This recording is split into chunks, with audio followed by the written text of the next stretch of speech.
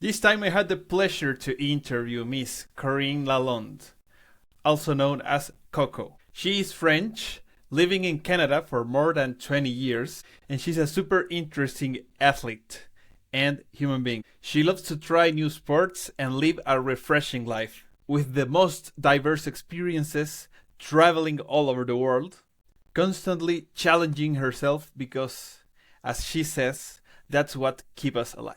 I hope you guys enjoyed this interview. So let's go for it.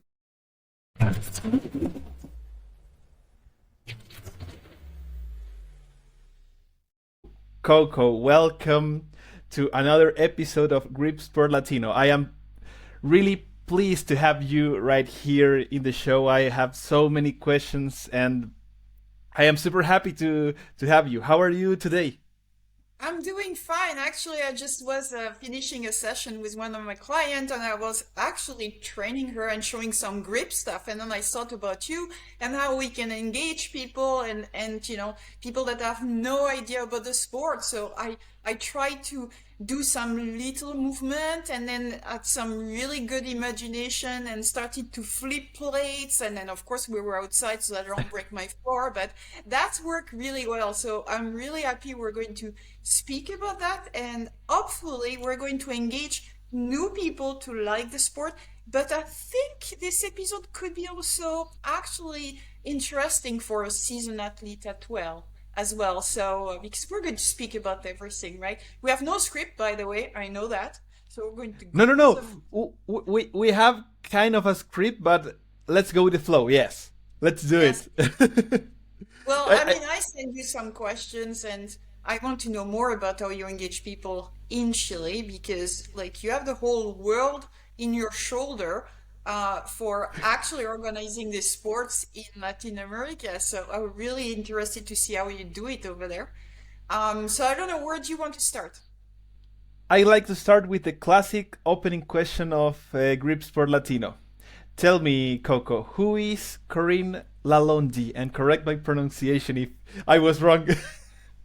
That was rough. Yeah, that was rough. So, just in case, just wanted to make sure you know. Okay, let's say we're in Canada, so hockey country, right? Nice. And it's the first day of Otoño here, Primer Dia del Otoño, but it's very muy calor here. So anyway, so now I've got the introduction. So I am not from Canada originally. I'm from Okay. France. Okay. But I came to Canada, I was like 23 years old. So it's quite a long time. And I did a lot of sports. First, of course, I was born in the Alps. Okay. So lots of skiing, did ski racing, lots of cycling, lots of like cross training, like cycling. And then I came to Canada. And no, I didn't climb up mountains because they were not really where I was.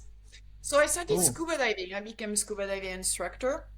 Of course, I came here to actually study because I'm in computer. So yeah, you can see the shoulder, right? So okay, I'm trying to bring them back. So I started to do scuba diving, and then I said, okay, every couple of years, I start to reset sport and do new stuff, like to keep it fresh and interested. And then I started to do fencing at high competitive level. Then I started to teach hockey, power skating, running a lot. And more recently, I did discover, well, climbing first, and then grip sports, and also obstacle course racing. So it's all mixed together, but now it's really, really cool because it meshed very well. Okay. And are you going to ask me how I did discover grip sport? Because that's fun part. yes, It- but that's one of the following questions. I want to cover oh, like your I'm going to origins wait. I'm going story to wait. first. Yeah. I'm going to wait. Okay. So, Corinne, right now I wanted to know what do you do for a living because I read on Instagram that you are a coach, but do you Yes, work yes. as a full-time coach or do you do like a different type of job?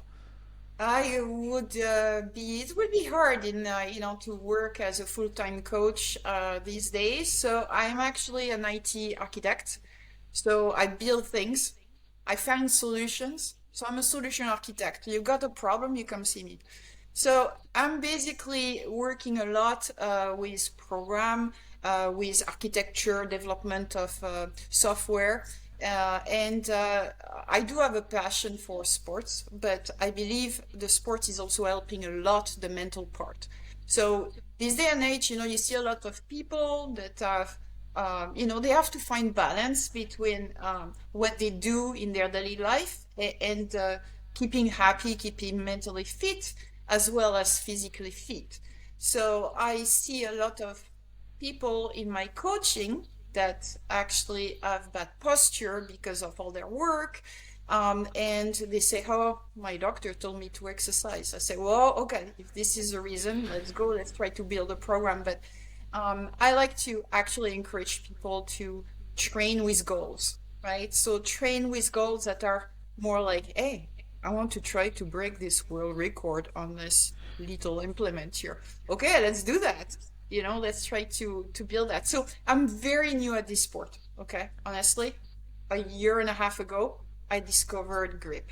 So super new. So you have the vision here from the, not somebody that has done that 20 years, really like a year and a half, and really more seriously about 9 months ago. So very fresh, so lots of passion, of course. And I'm eager to show you the journey and see how it it blend now with my other sports as well. I was checking on your Instagram posts and I saw that one of your first competitions was the King Kong, right? Actually, it was my second competition. My first Second. was the nationals. Yes, the nationals in last year in Ottawa, and that was not only my first competition, that was my first event. So Ooh. I didn't even know what to expect for grip sport. I say, are we going to hang for a bar from a bar or do pull-ups from a fingerboard or what is it? So total surprise. And then I started to discover, oh, we have to grip things, we have to grab things, we have to hold and roll and things have pinch and crush and different texture and one arm and two arms.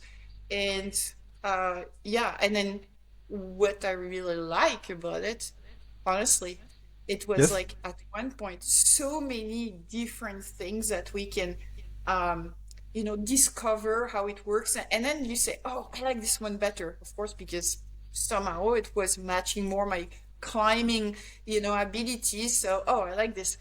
And then you know what I like the most? We do that a lot in Canada because Yes. organizer of Canada, Eric Roussin, has an amazing number of implements. So he does a lot of medley, right?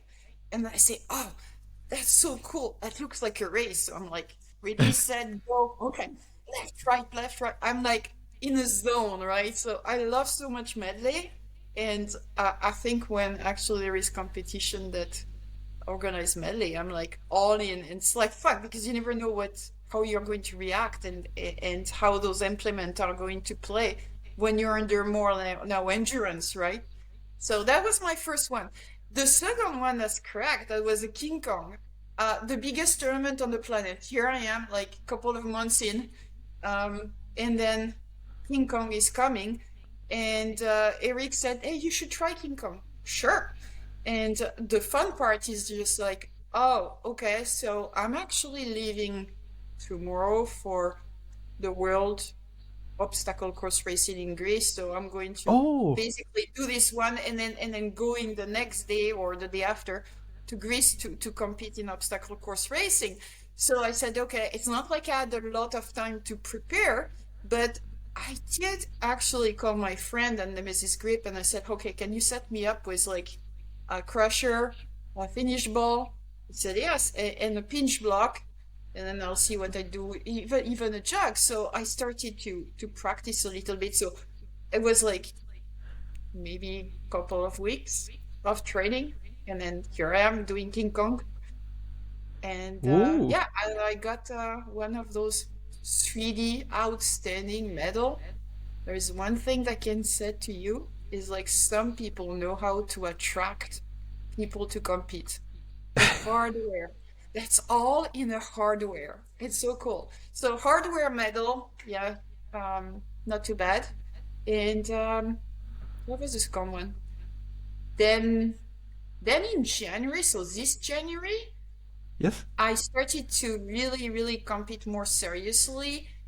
So wanted to compete more seriously. So Eric Roussin again, that was a amazing Mecca place of like all the implement.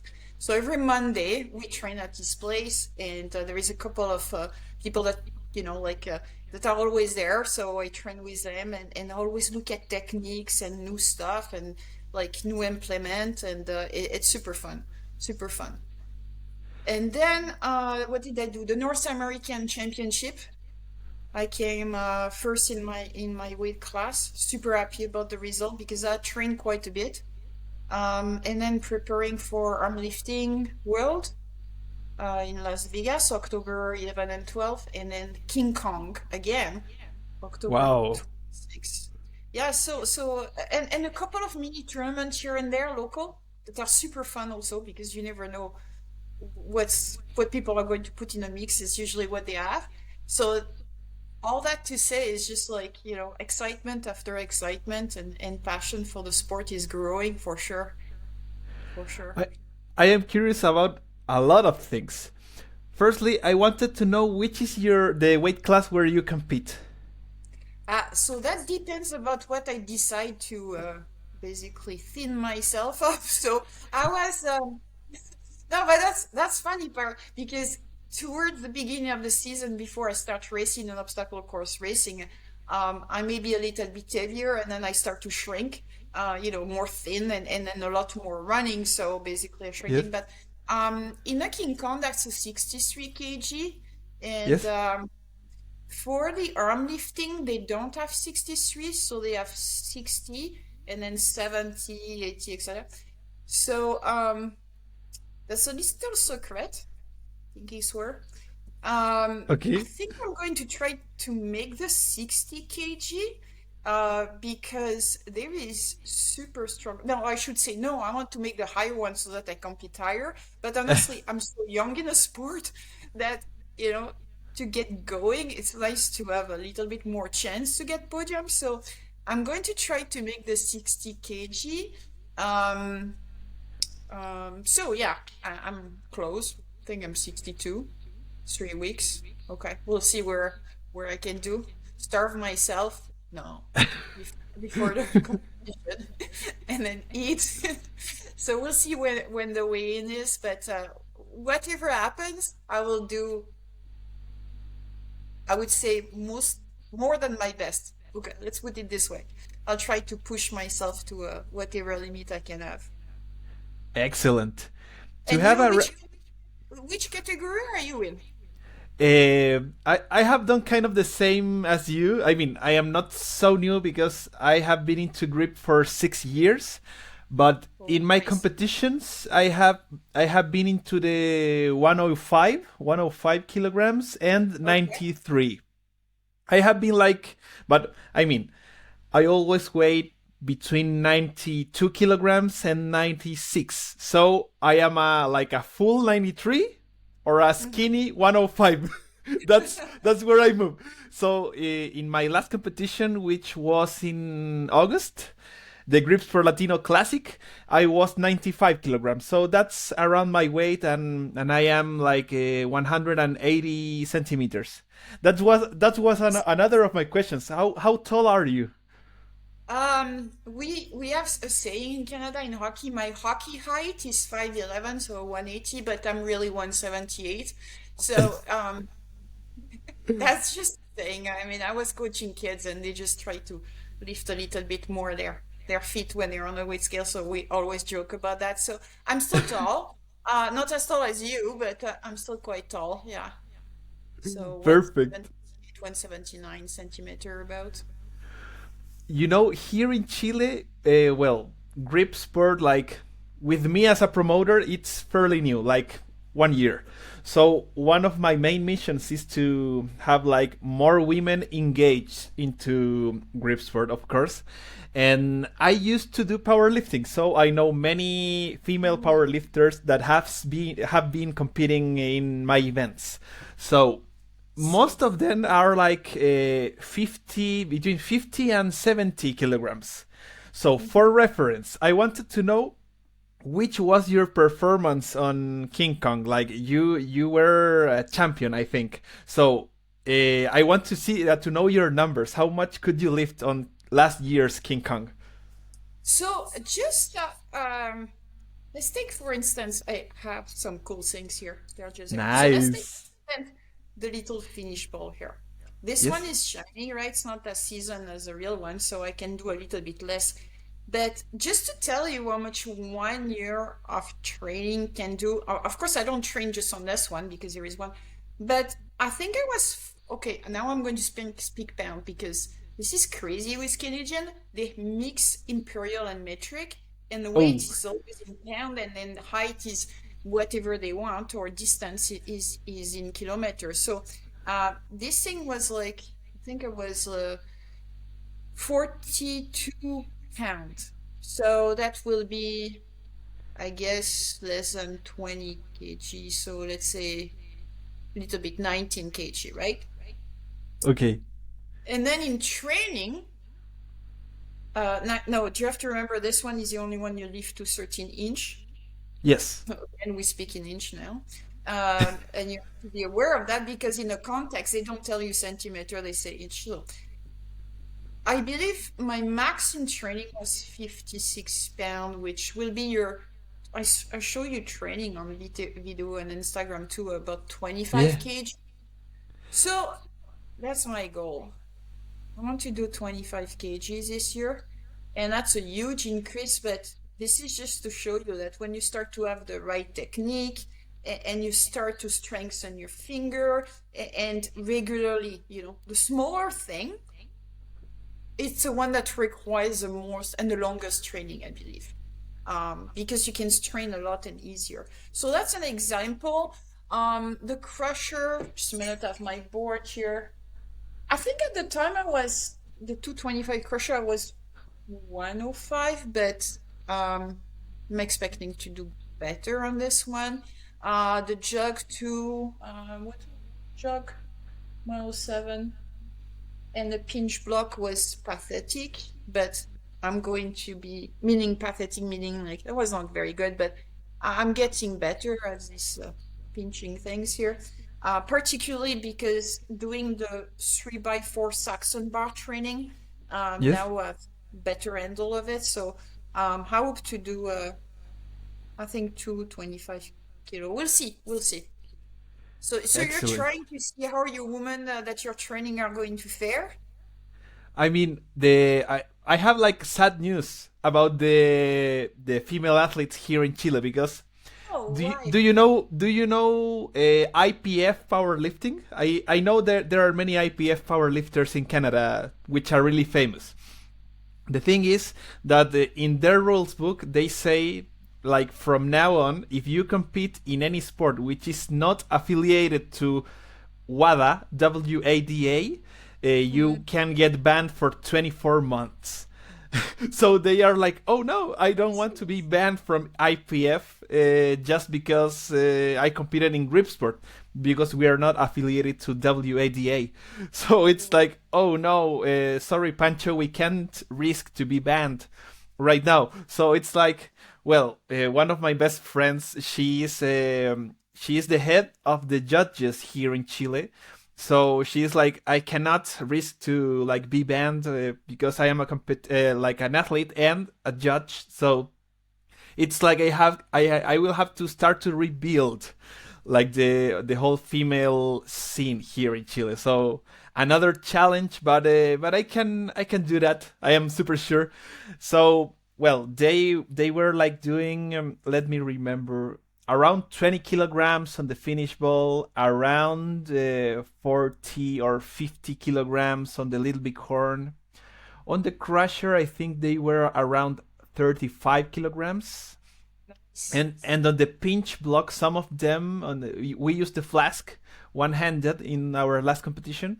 They were doing like 20 kilograms, like around that. So that's how strong they are like right now. I mean, they haven't had specific training for it yet, so it's like the very starting point for some of them. Some of them were like touching the implements for the first time on the competition. So there's great potential, but sadly the Powerlifting Federation is not helping us with the participation, you know. Competition of powerlifting that is there an end of the season to see if they can participate in other tournament during the year, or is it all year they cannot compete in other sports?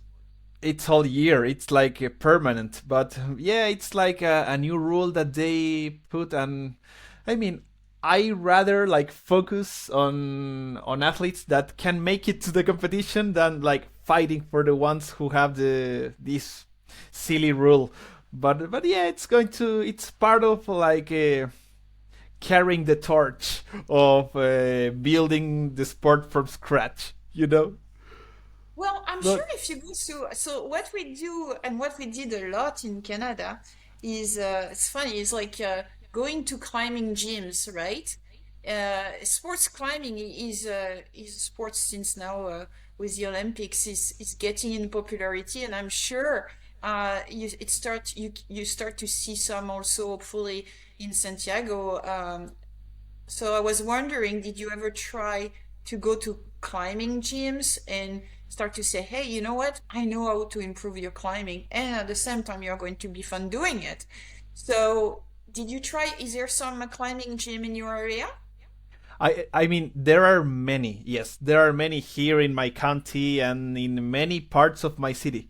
Well, I must say climbing is much bigger than grip here in Santiago, like for many years. So yes, actually many of the athletes of the Gripsport Latino like team, they come from climbing. So I haven't done like Will Giuliani does that in West Coast Arm Sports. He goes to climbing gyms and do competitions. I haven't done that yet, but yes, I know that in climbing are they are strong athletes and they like to try new stuff. They are super open to it.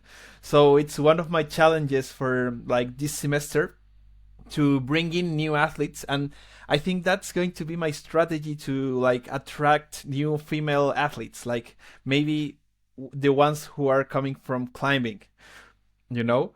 And before I forget to ask you this, I haven't I don't know, how did you get into grip? Which was like the moment or the day or the person that showed you this sport? Coco, tell me. First, I was in a climbing gym, Yes. and they were a poster for the national, for the Ooh. grip, Canadian national. And one of my friends said, hey, you do everything new. What about you start this new thing? And I told you I had no idea what it was going to be. I thought maybe, like you said, I'm going to hang from a bar and to be timed and then just, whatever, 4 minutes and then 10 minutes or whatever, and try to see who has the longest grip. So I had no idea, right?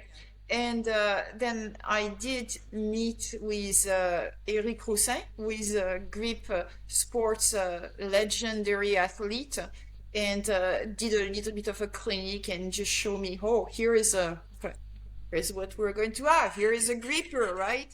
Here is a thing that, okay, something that's going to roll, so crushing, pinching, lifting, and everything's going to be mixed because at this competition, like I said, it's vertical lift, horizontal lift, one hand, two hands, and even a Saxon bar. We had a 3x4 Saxon bar, and I noticed how, I would say, unbalanced my strength was because everything was like dipping on the right, and I said, oh, this thing has to work better. So that's the way I discovered the sport, through the climbing community and because they were advertising in the climbing gym. Perfect. And well, I wanted to know that You had your first contest last year, and your second was the King Kong. And I wanted to know what made you like decide to stay and stick to the sport. Like, which was this like aha moment, the moment of the realization? Like, I want to be good at this sports, break the world records, and go all in. You just said it. It's just like when you start to get close, because you break the world record one week and then somebody's going to do the next move the next week. So it's constantly in evolution. But I believe it's because honestly, when I started to train longer, um, for the grip and the implement, it's also I became better at my obstacle course racing. So all Oh, of a sudden, the monkey bar, the, I mean, rope climbing, right? Imagine. So you're speaking about vertical lift, and then of course you use your feet a lot also in rope climbing. But I mean, if you got the strengths, that's going to help. Everything that is hanging obstacle, like monkey bars, um, like rings, swings, even carrying, right? We have an atlas carry stones, just the technique of grabbing it and lifting it, except in obstacle course racing, we have to almost run with it, at least walk. So it's not just lift and get down, it's just like do something with it or climb a hill and come back. So everything was becoming, I would say, more fluid. And I was more efficient in a sense that I was conserving energy because remember in obstacle course racing I also run to the obstacle, then do an obstacle, then dip in the mud or whatever, so everything is more wet or muddy, and then try to hang and then run again and then do another obstacle or roll under barbed wire. But I was more conserving energy. What did it mean? It mean that where maybe before I used more like my upper arm, now my basically my lower arm and my hand and my wrist were getting stronger and I could do better lock off, and this encouraged one and the other. And then because I was becoming better at obstacle course racing, I also noticed that basically that did help for the endurance part in anything that was grip related, where medley or like repeating a lift, because I noticed that I have more resilience because, of course, in obstacle course racing, the time under tension is longer. So both were complementing each other, and I started to have more success in both.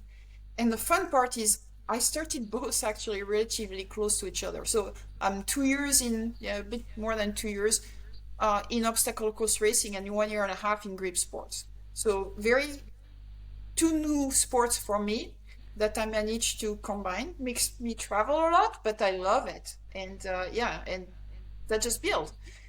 So and I'm saying that because for yes, the people that want to try something new, they don't have to give up their sport to just do grip. They will see that their sport will actually improve when they do grip challenge, and vice versa. Whatever they do in their other sport could probably have an application to grip strength and arm lifting. Make and sense?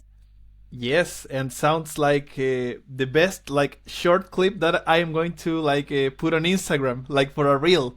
Like, man, you can go for grip and it will benefit you, whatever sport you do. It's perfect.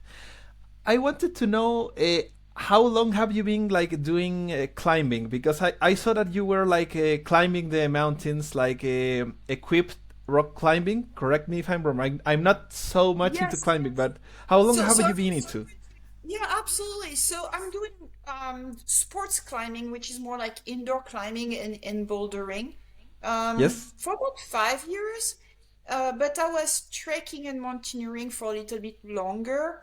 So I told you I'm from the Alps, the mountain in France. So yes, I like mountains, right? I like to go to the top, but at the top the hair is thin, so you have to go back down and know when to go back down and then recover and go back again. So I've been really enjoying, and that's why I like your country so much, and also all Latin America, because I am actually discovering an incredible number of range of mountain that are top of the world, and also volcanoes, right? In Ecuador, of course, in Argentina, and in the Cordillera Blanca. So I absolutely love Latin America. That's why I'm learning Spanish on Duolingo so that I can get better. So I'm Excellent. conversing. Yeah. Um, it's much better speaking with you than the annoying bird though of Duolingo. So I prefer conversing with Pancho compared to Duo, but so going back to mountaineering, it's a very difficult sport that still involve, of course, strength. And even then, when I was doing my strength training, I start to say, hey, you know what?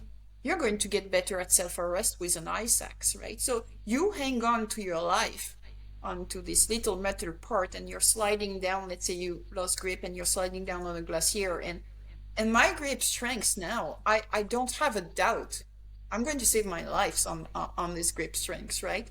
Or somebody else's life, like you have a Yeah. crevasse and you do crevasse rescue and you have to, like 230 guys just behind, like hanging from a rope in a crevasse, and you're still, of course, going to use all kind of technique to not lift the whole person by itself, but you still have all of this. So it's coming handy for me, not just for other sport, but other, I would say, passion and adventure. So again, an application of how grip sports can help with your own hobby, and you make it more enjoyable, or be a lifesaver sometime. Excellent. So let me see. Well, we have been covering a lot of what do you like about grip sport and your passion for from sports. Uh, I mean, I wanted to know, Coco, how old are you? Okay, so that's another secret, right?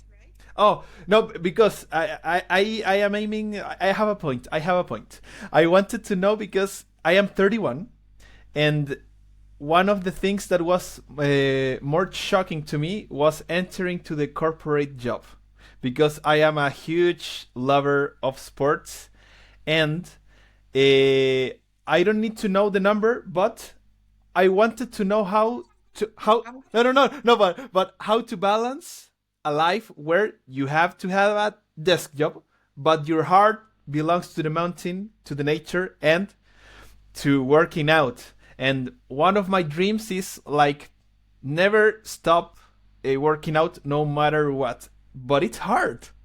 It's hard to make it, and I am like 90% sure that most of like your acquaintances and friends from high school or something, they got lost on their way like with sports and gave up. So absolutely, how absolutely. have you maintained like the discipline and the passion alive to maintain your whole career like being fit and doing sports? This is an amazing question. My H2 is an amazing question. I'll get to that at the end before I tell you all. This is amazing. So, it's true. Like you have high school program and you're very good, and then life starts, you go to university, and unless you're going with a scholarship, so here we go a lot for hockey, for instance, or football, right? So football, hockey, you get scholarship, then you have to play during your studies and you have to keep in shape. But apart from those two extremes, you see a lot of people, they just completely give up, or they do a hobby, but it's not really challenging them enough that it's going to keep you, I would say, not only fit physically, but mentally fit. And I think the two goes together, right? And I see a lot of people depressed at work because mentally, they are not challenged to do anything but their job, and the stress is like basically absorbing them so much. Plus, family, responsibility and everything. So, what's happening with me is just like number one, I told you I keep it fresh, right? So, meaning that every so often I just jump into a crazy sport. And nothing is crazy enough. Like I've been skydiving. I told you I've been fencing. Something like scuba diving. So I went deep. I went high. I went sideways. I went. doing all the things. I even actually did survival course in the Amazon forest and all this kind of thing. So really crazy things, right? And just pushing yourself and said, well, what's the crazy things I'm going to do my next version of myself? Okay, so I'm version 1, I call you version 3.0. Let's say every 10 years, right? So what's the next version of yourself you're going to do, and what new crazy things? And make sure that everything you do before is going to help for the next things, right? So you have to keep going. So that's one thing, is just trying to always challenge yourself, because that's what keeps you alive. Is like when you have some risk, when you have some adventure, when you put yourself out there in a new sport and like you find all those like amazing athletes and you say, well, I'm going to try to compete now. Well, I cannot do that without training. So that's number one. The second part that really helped me is like, I love coaching and I love training. And there is no better way to keep up with a sport and to start to understand than having to teach to cheat sheet. Eh? So when I came to Canada, honestly, I didn't even know how to play hockey. So what did I do? Okay, I'm going to start coaching power skating, which led me to playing hockey, which led me to do training and started to coach hockey. And I did the same thing for soccer, and I did the same thing for fencing. And one way or another, I taught also scuba diving. So teaching it is making you studying the sport, and then you have to basically do certification, and to keep active you have to prove that you're doing some more certification or whatever. So it's a will. So that keeps, for doing another thing. And you can maybe charge a little bit, so it can be a little bit of a paying job, but don't necessarily count on that unless you're going with big corporation. But it helps, right? Because it's make you pay for extra courses or implement. In my case, I can, now put more implement in my gym because I have somebody using it. So it's kind of a nice setup that I have to do that. So that's the other aspect. The other thing is, like you said, you're too busy with your life and your work life. And how do you fit training, competing, repeat, and still being able to sleep and eat and have some social life? So, and also in your job, right? You have to show good progress. So for me, I try to not see them like competing, but as complementary. So if I'm a meeting, for instance, and I don't have to speak or explain something, well, I can still start, to acknowledge whatever the speaker is saying, and at the same time, okay, I'm actually training. Okay, or I can take one of those little plastic, donut. They are light for traveling. Sometimes I do squats while I'm actually here and thinking. So during the day, very little things. I do train a lot. I'm going to tell you how many hours I train, but I do a lot of training in the late hours because that's what I've been used to do. And I usually train from 9 o'clock till 12 o'clock at night. So 3 hours a day, go to basically, if I do running, I do it outside a little bit earlier before it's all dark. But I do a lot of after hours. That's not obviously an option for everybody. Some people like to wake up early in the morning. But for me, it's just like, I like nighttime, right? So that's where I'm at best. And when there is competition, usually early in the morning, I'm just like, I need a really high dose of whatever free workout, because I'm like, oh, okay, whatever. But this is the way. So to go back to my age, so I'm 59, and I intend to compete for a long time. So how do you do this?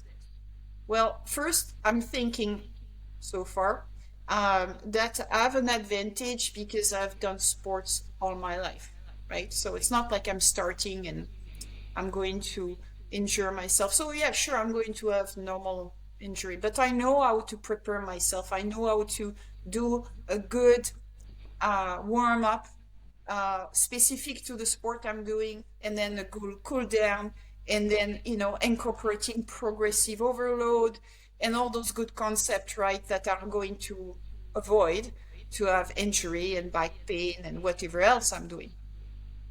So this has been an advantage for sure, but honestly, that's something you cultivate. That doesn't come like some days, like, you don't want to do nothing. And that's those days where you push a little bit more that you have the best result, because you don't put so much pressure on yourself. So, it is better than nothing.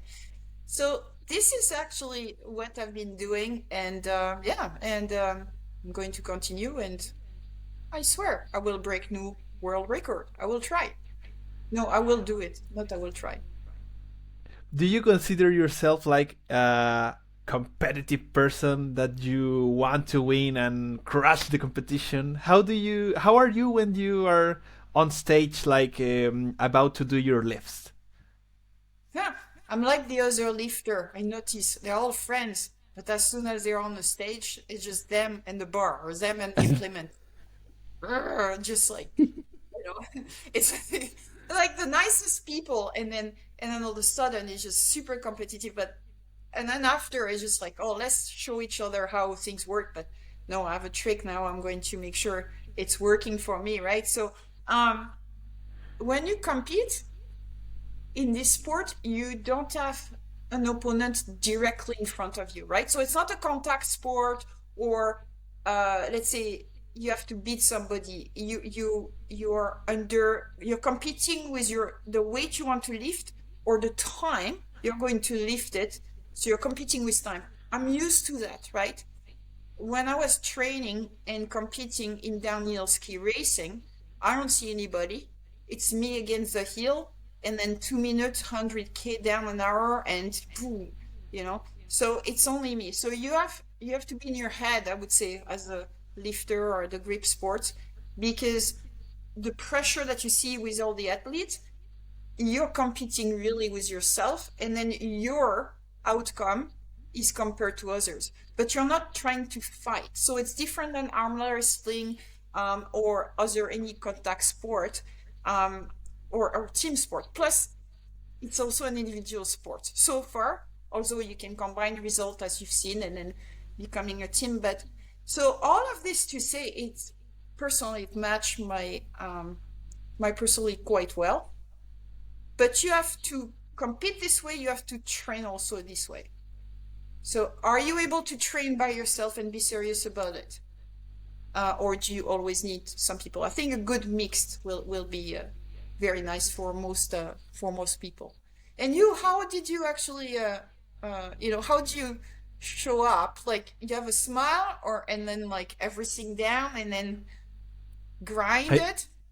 I mean, I had like my first competition was 2 years ago. I had the opportunity to travel to New York. So my Nice. first competition, I was a guest. I didn't have any like I wasn't the promoter. I was like the guest and in the house of Alex Guia, Fits of Alex on Instagram.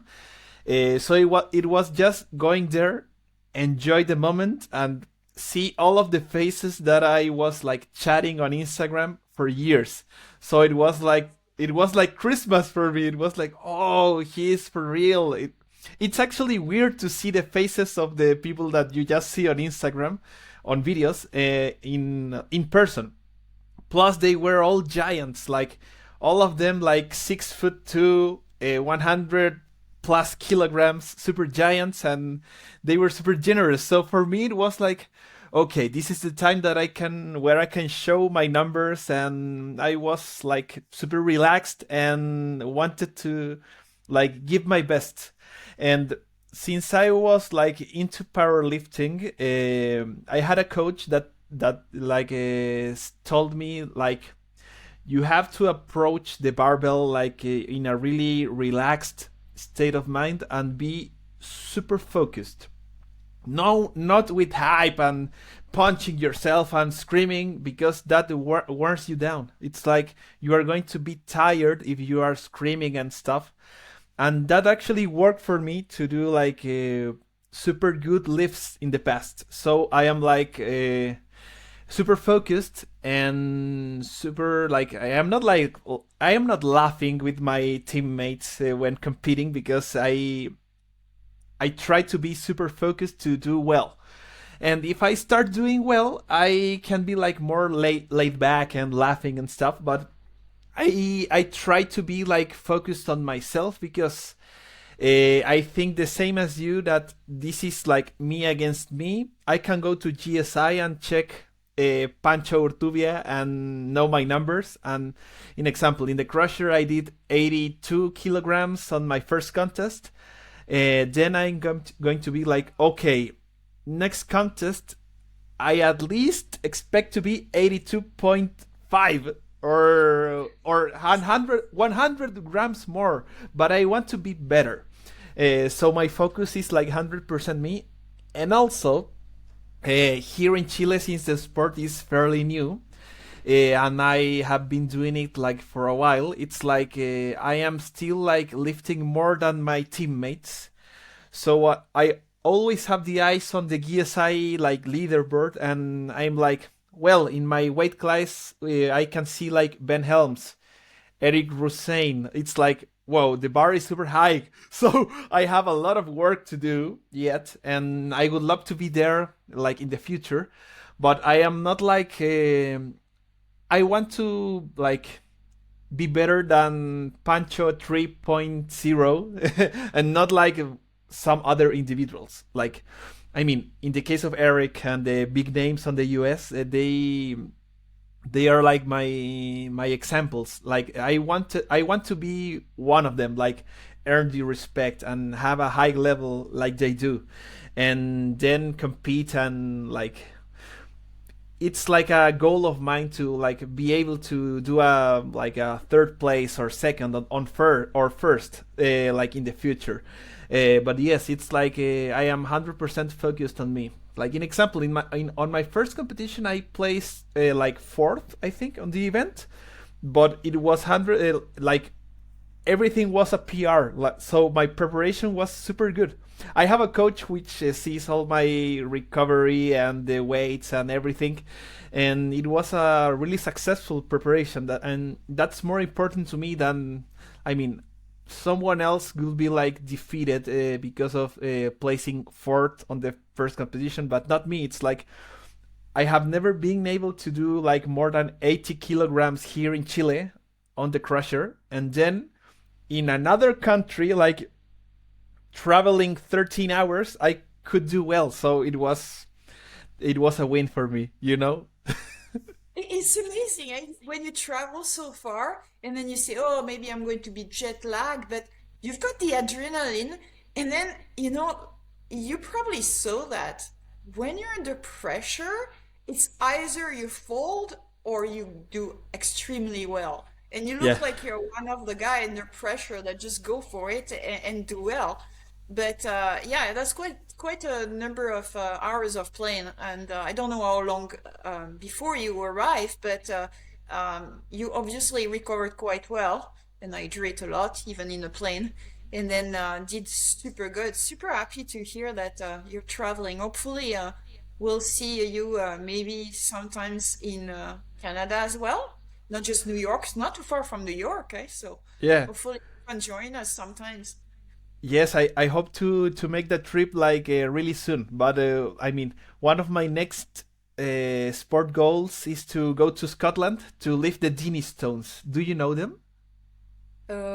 I've seen something on Instagram, but I am not going to pretend I know exactly what it. So I've seen those strongman competition, and then they do, and it looks like the island game for me.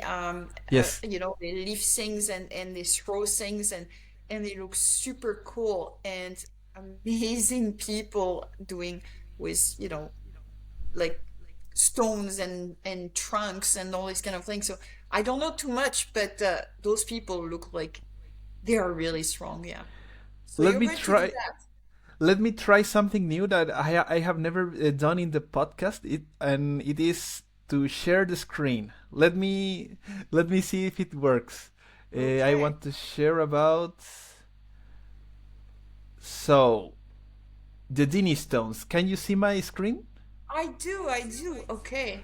These are the Dini stones. This one they are 333 kilograms together, and they are Yes. attached to a ring.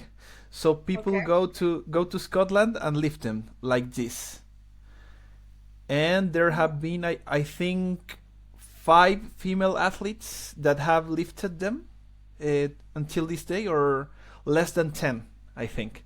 Okay. And yes, I have my setup here in Chile, with the rocks and with the let me stop sharing. Okay, I have my setup here in Chile with the loading pins and the rings, and I have been able to lift 345 kilograms. So we can say I'm ready, but it's different to travel to Europe and with their weather, and if it's cold, and if I don't have anything to warm up, we don't know. So I think I have been able to do it here in Chile, but I want to go there and do it in Scotland. So that's my next travel that I have planned for maybe next year, hopefully. But yeah, that's one of my goals, and I expect to be. Well, if no one does it before me, I would be the first South American to do it and the first Look at Chilean to that. do it. It's making me Estrella de Sud America. You're the star over there. That's awesome. Yeah, So I want to do that. you know what? You mentioned something very important. You said, okay, I'm going to travel there and I don't know about the effect on the cold on the end. Well, I can tell you it does Yeah. affect. Because I was Yes. doing, of course, obstacle course racing, and then when the weather and the temperature start to go below 10 degrees Celsius or even lower, your grip is gone. Like I Yeah. couldn't even hold myself on the bar. So one thing that you could and should consider not only is warming up, but if you Hmm. have what you use in mountaineering, we have sometimes hot paws or even electrical glove. So you really, really need to keep the heat all the way to the tip of the finger. But remember, this hand is attached to all the rest, right? So you cannot get cold either here. So Yes. it's very important to do your prep and do your warm up and overeat if you want before you lift because you're going to find yourself like letting go 10 pounds. Like honestly, you cannot even lift 10 pounds sometimes when you're so frozen. That's crazy. So very, very important. So I cannot wait to see you there in Scotland. So I mean there hopefully you will be doing a live video for Instagram, but that would be so so nice to see. Really pumped. And you being the only person from South America, I hope crazy. to. I hope to be the first. It would be like super nice to be the first to do it. But well, if I am not the first, doesn't matter. That's a goal that I set for myself years ago. That I wanted to do it no matter what. And yeah, I hope to do it next year. But and I there's one thing I wanted to mention. If you happen to have any question like in your mind that you want to ask me, just shoot it like freely.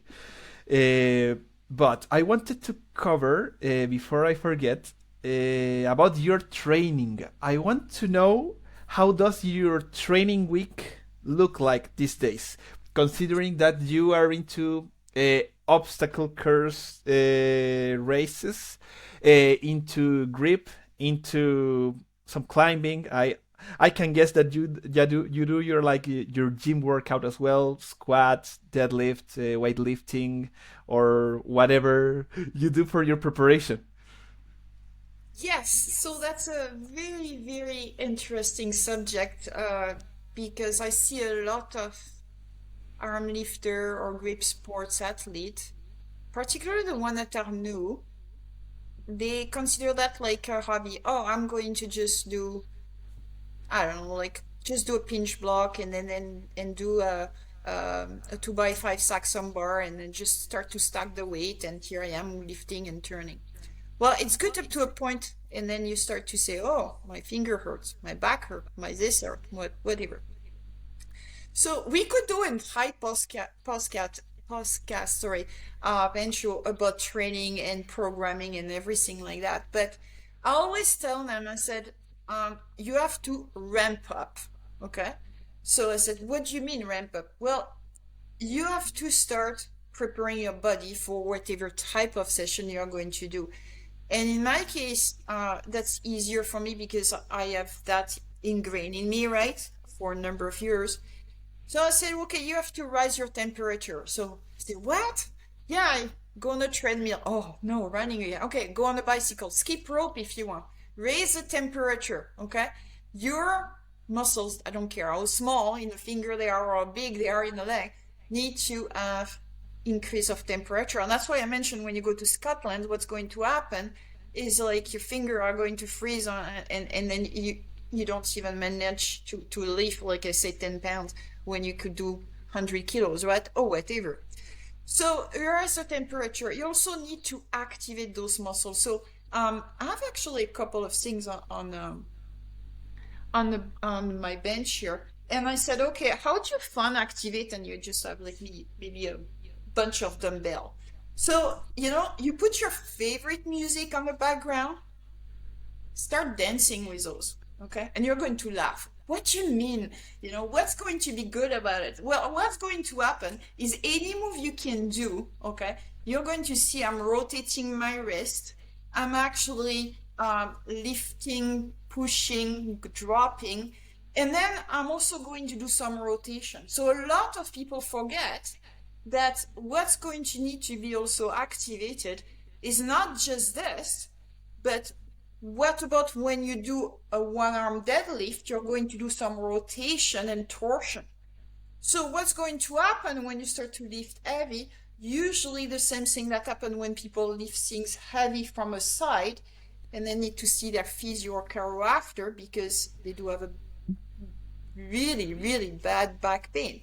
So you need to do rotation. So I either take two, like that dumbbell, extend my arm and start to do rotation, or I take a plate and do extended rotation. And that's for the activation. Then you need to mobilize. So because I do a lot of hanging sports, right? So climbing, hanging from, I was going to say from trees, but from metal structure when I'm racing, a lot of pain is going to be coming from the joint if I don't do mobilization. So I have elastic bands, for instance, and I do a lot of shoulder mobilization and also basically control close like a fly with a band, lots of crunches and a lot of rotation. And finally, for the ramp, so R-A-M-P, we have potentiation. And this, I saw it, I said, how do I apply my potentiation to Gripsport? And I saw it when Eric Hussein hold this session that we go every Monday night.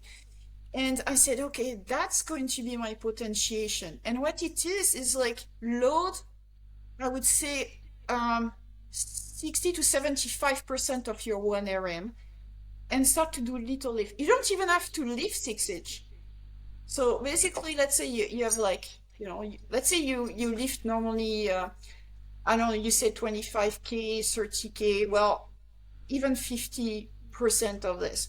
And just little lift, right? So you start to just break the ground. And that's potentiation because I start to bring my brain to my finger on small move. And I even start to do resistance and resilience training, right? So kind of more a little bit of endurance. And because I'm doing this connection, mind muscles connection all the way to the tip of my finger, that's what I call potentiation, right? And progressively after you increase your weight. So this kind of, I would say, warm-up training preparation, if you can, very, very important in a sport before you basically start to do your 1RM. Because you'll be never, I think you never break ground. Like you're going to go fast very quickly, and then you're going to hit plateau if you just do this kind of approach. You need to continuously build up those little connection, mind muscle connection, and basically give also your hand a rest to do lower weight, but still practicing the move. Hopefully it makes sense. Yes, I mean I have never done like the like short ROM activation before, but we definitely do ramp ups here, like 4 hour training. Some friends are like, no, too many lifts. We are going to like be tired when we want to hit our max. But if you do like 30 kilogram jumps on certain lifts, you're going to be dead like before reaching your full potential. Like in pinch, in example, if you do like 10 kilo jumps, it's going to kill you. you know Absolutely.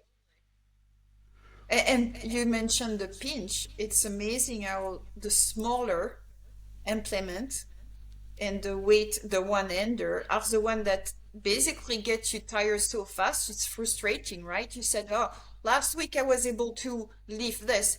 And then today is just like, oh, what's happening? Like it doesn't grab. Is it my chalk? What is it? Um, and and it's surprising in this sport. It's just you cannot get frustrated because I always say you're as good as your next lift, not the one that you just did.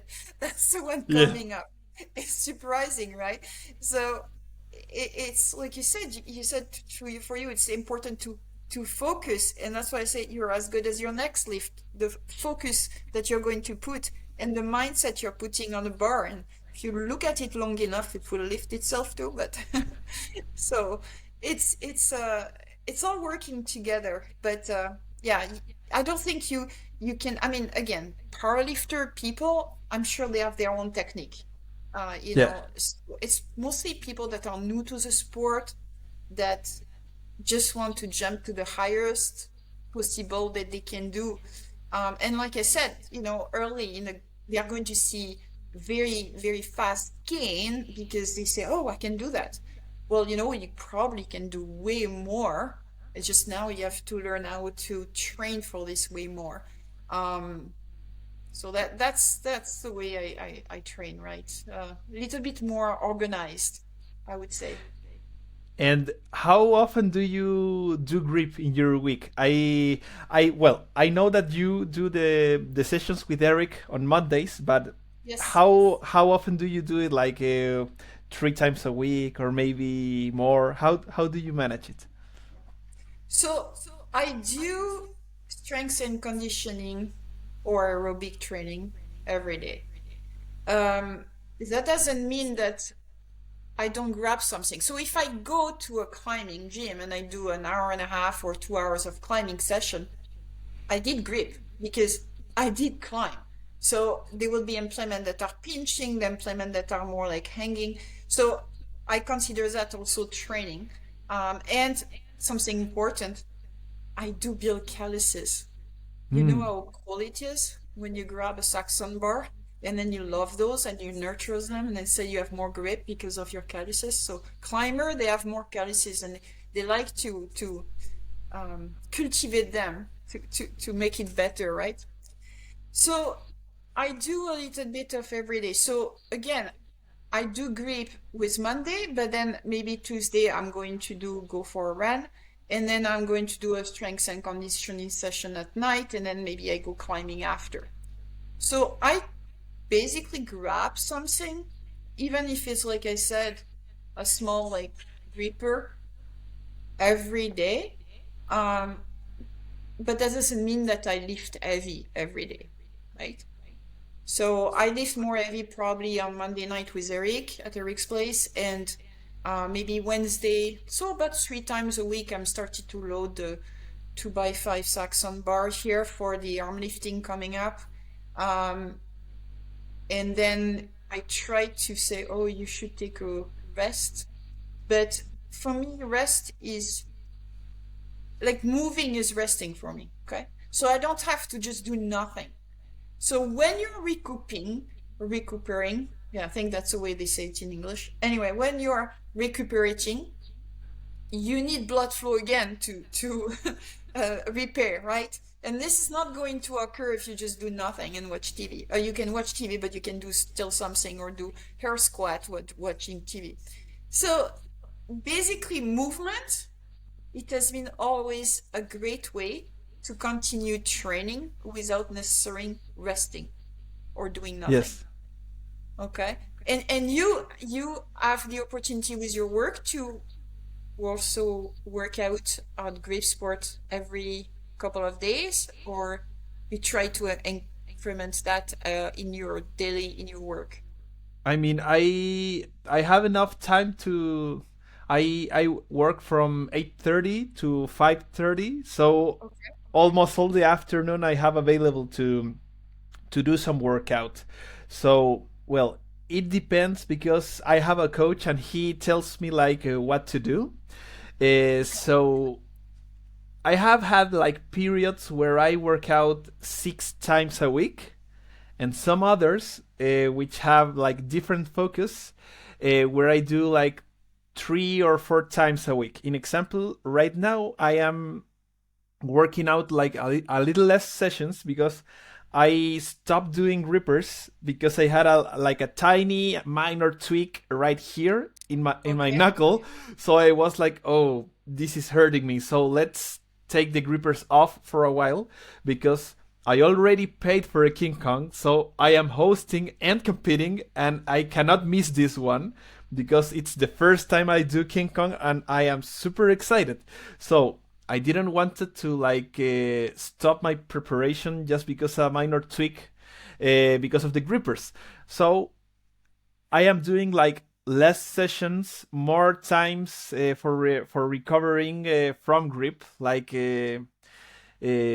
it's like doing grip on Monday, Saturday, and Wednesday, I think.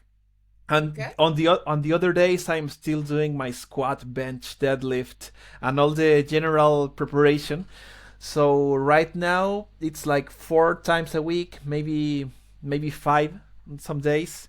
It's like varying because if I feel great, I work out more. If I don't feel that great, we rest the hands and do all the other stuff because on the next room I have my home gym with my squat rack, plates, and all the stuff. So when I always say this, but when the stress is higher in my life, I work out more to feel better. In example, when I did my first like a 9 to 5 job, I love to ride my bike, so I go to the hill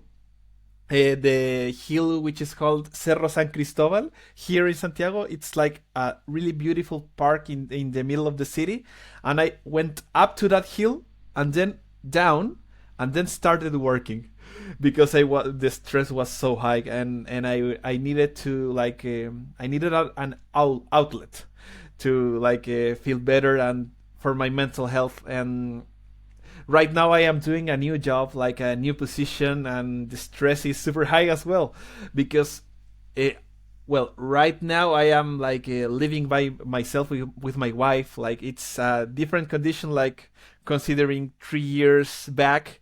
And now I have Gripsport Latino. I am hosting the competitions and I am building equipment.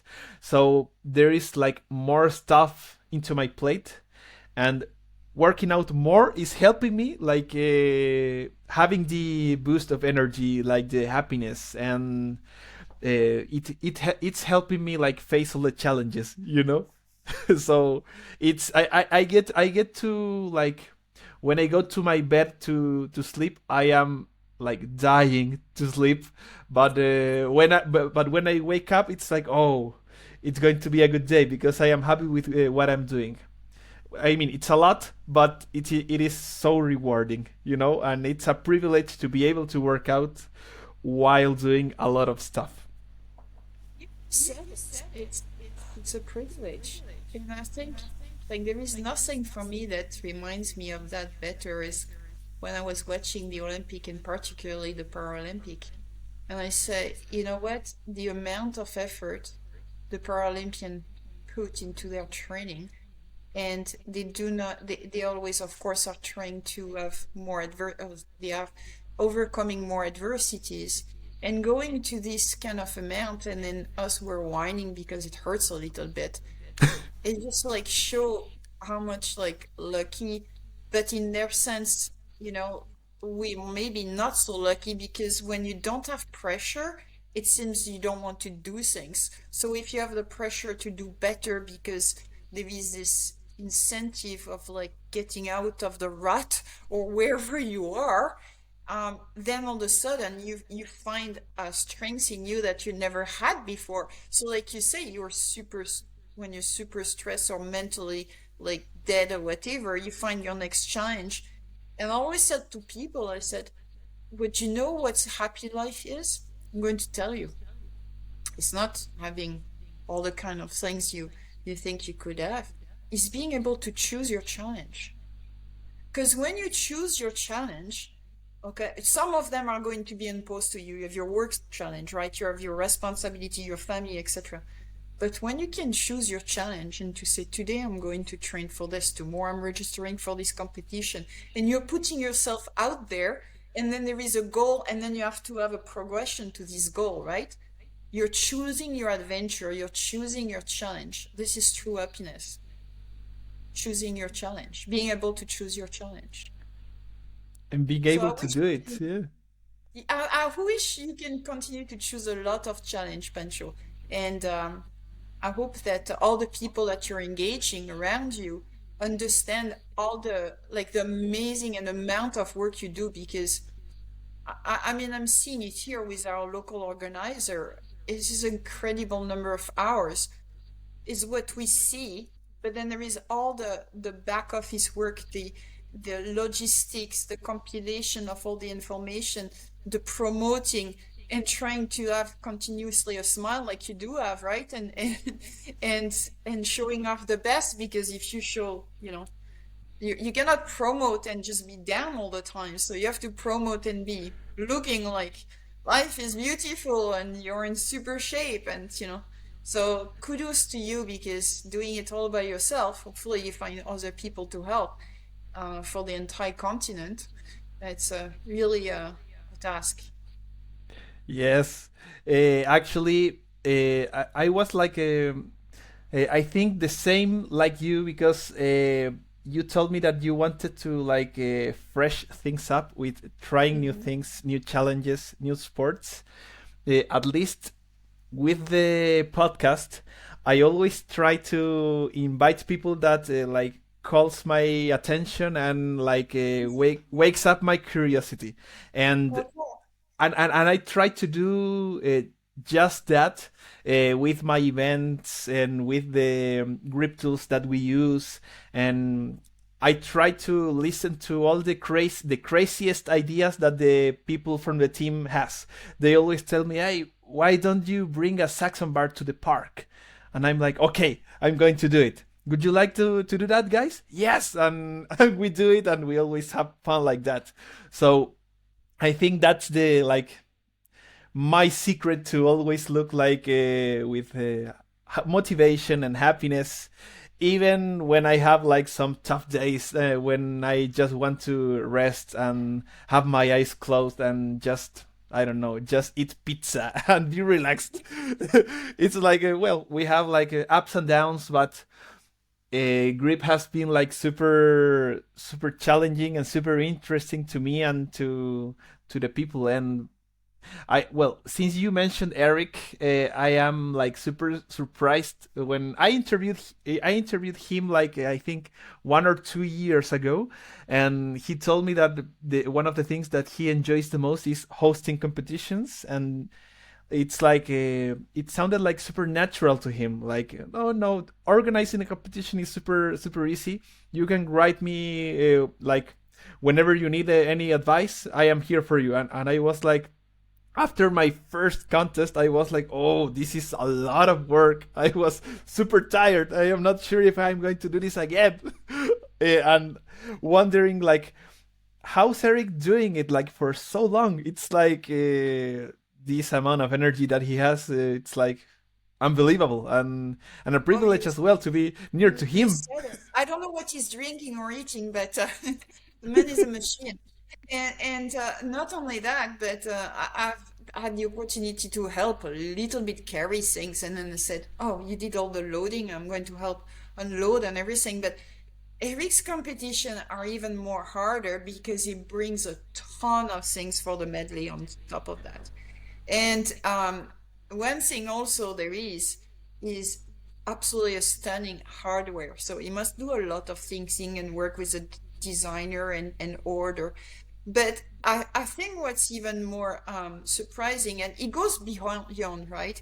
Like the management for all those leaderboard and keeping abreast with all the different competition in the world and then and trying to incorporate all those results. So it goes up. And then I saw the other day where I started to put a map of like grip sport in the world, right? So basically Yes. doing statistic and visually showing where we need to start to grow the sport. So on top of that, doing extra visual thing that speaks a lot, visuals, map and everything, who speaks a lot to other people. So yeah, he's a machine. Uh, and I believe at one point, when you start to develop your own I think it should be an association where you start to say, okay, I'm good at this. I'm going to hire somebody that is also doing more the promotion or starting to look for a prize or so kind of doing a club, right? And then of course volunteer club. Um, and then you'll see that it's becoming less on your shoulder, and then because people have an important job to do, they are happy to contribute, even if you think that you're going to lose maybe control. It's hard to do everything. So if you do it more Yeah. like a club and you said, hey, you know what, you're in charge of doing the design for the next t-shirt, or trying to reach out to a local club for climbing and get more people promoting. So needed and trying to invite people to help you, Pencho, at one point will be necessary to grow the sports, unless you're like a cyborg. No, I will take your advice. Actually, for our last competition, we had a friend of mine who works as a coach and who knows grip sport perfectly because he has been like by my side, watching me doing the sport, and he worked as our like referee. Okay. uh, I have another friend that worked as our like scorekeeper with the computer, and I Okay. had another friend who was in charge of loading and unloading the plates. So in every contest that I am making, I try to designate another people in charge of the labor because it's a lot to do like by myself. We also hired a designer for the shirts and for all the contests. And yes, I guess I'm going to give responsibility to the other members of the team because like it's time to have more people in charge, new talent that new ideas that can be shared. And also it happened to me, maybe I don't know if that was your experience with the tournaments with Eric, because they look to be like super like clockwork, super efficient, but we were 22 people in our last contest, and the contest took 8 hours to to be like the full thing, and it was crazy. People was super happy because I organized it to be like a pizza party. We had pizza in Oh, between the contests, and they were super nice. happy about it. But if we didn't have the pizzas, I think they would have been really annoyed because it was a long contest, super long, and we needed I spoke to Eric afterwards, and I think we maybe will need like to have a two platform setup for the next time, since we are growing more, like so much people interested into grip, so we need to be bigger, like a bigger stuff. Well, there were a lot of ideas of how to run competition in the last Grape Show episode, I believe 22 of the Grape Show, and they were going over exactly that. So how would you organize? Um, to make sure that you don't go 10 hours, so Yeah. multiple platforms, limiting also the number of tries, right? So Eric has been doing that. Instead of maybe 10 minutes, maybe now we go 5, 6. So which is actually interesting because it forces people for looking for strategy and understanding their number better and knowing when to start or when to skip. And so it's actually growing. I think it's nice for the challenge to have the number of attempts limited and also the fixed increment. What else it was mentioning? Double platform, like rotating, like stations. Except it's nice to see what the other people are doing. So I think that Yeah. when you're rotating, you should rotate at least in class so that you can see how the other people are doing in your class. Um, so all of this are great ideas. Multi-day event. I love multi-day event because I don't know how many implements you had for your tournament. Like how many type of implements you had. They were four implements, and they were like similar to King Kong: the Crusher, the Okay. Flask, the Finish Ball, and the Little Big Horn. Okay. So you're 22 people, and what was a mix between women and men? There were like five women, and all the rest were men. Okay. So yeah, even if you had split between women and men just to make the easier for you, you still will have a lot of time and hours. But I mean, you got it. I mean, pizza party at the same time. Who wouldn't like to Yeah. be there? And Yeah, that's did true. you do indoor or outdoor? It was indoor. It was It indoors. was Yeah. indoor. Yeah. So, did you try to do outdoor? Because I'm trying to think about like having a nice tent outdoor, barbecue on the side, for after the event. I don't like to eat personally during the event. Um, and then outdoor means like you can walk freely in between. Because I think what's when the places are small indoor, it's just like to keep motivating yourself, it's harder, right? I don't like to sit on a chair and wait for my turn. So I'm constantly trying to stand up and move around. So if it's outdoor, it's easier and then you kind of walk around. So you have to accommodate yourself to the place because that's where the contest is and you have to be where the contest is, but it's nice to potentially do these kind of things outdoor, and I think that would be really cool. um We may do one in December, maybe, that can be outdoors. But no, the two contests that I have promoted, they have been indoor, both of them. One was in a CrossFit gym, and the other one was in a powerlifting gym. The first one was like a bigger place, which one part of the venue was like under a roof, and the other one was like we can look to the sky, you know. And on the second tournament, it was in a powerlifting gym, and it was like on an underground, like dungeon style gym. So yes, and people told me, oh, we needed like more sunlight for the next time, and I was like, okay, we are going to have more sunlight for the future events.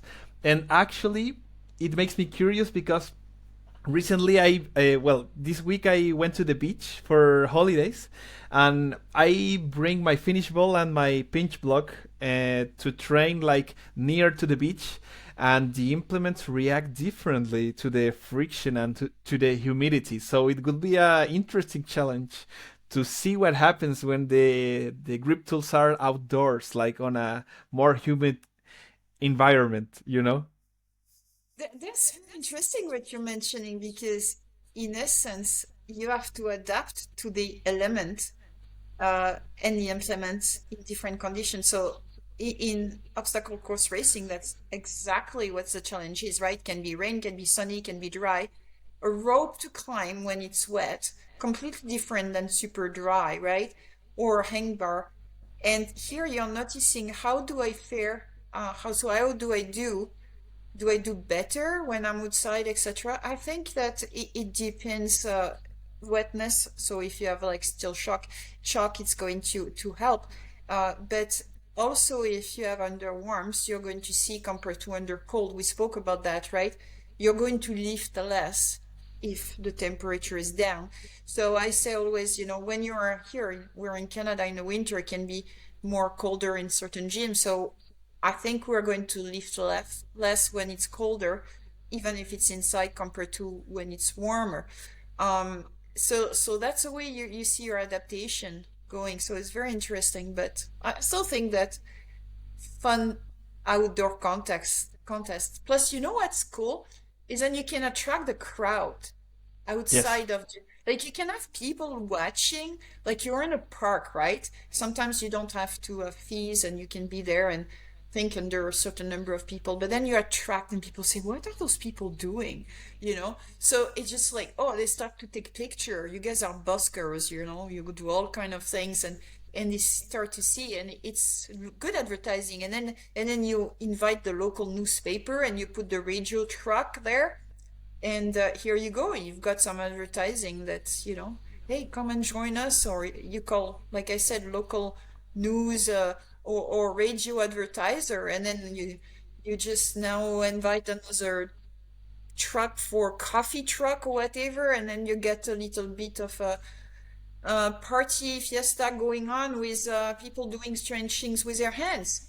And then you have a little bit of a clinic on the side or something for the kids, right? To try miniature events, miniature lift and all kind of things. So you make it like a contest. I think that will be good if it's a local contest so people don't feel the pressure to necessarily perform their best, but it will engage and show off to other people what the sport is about.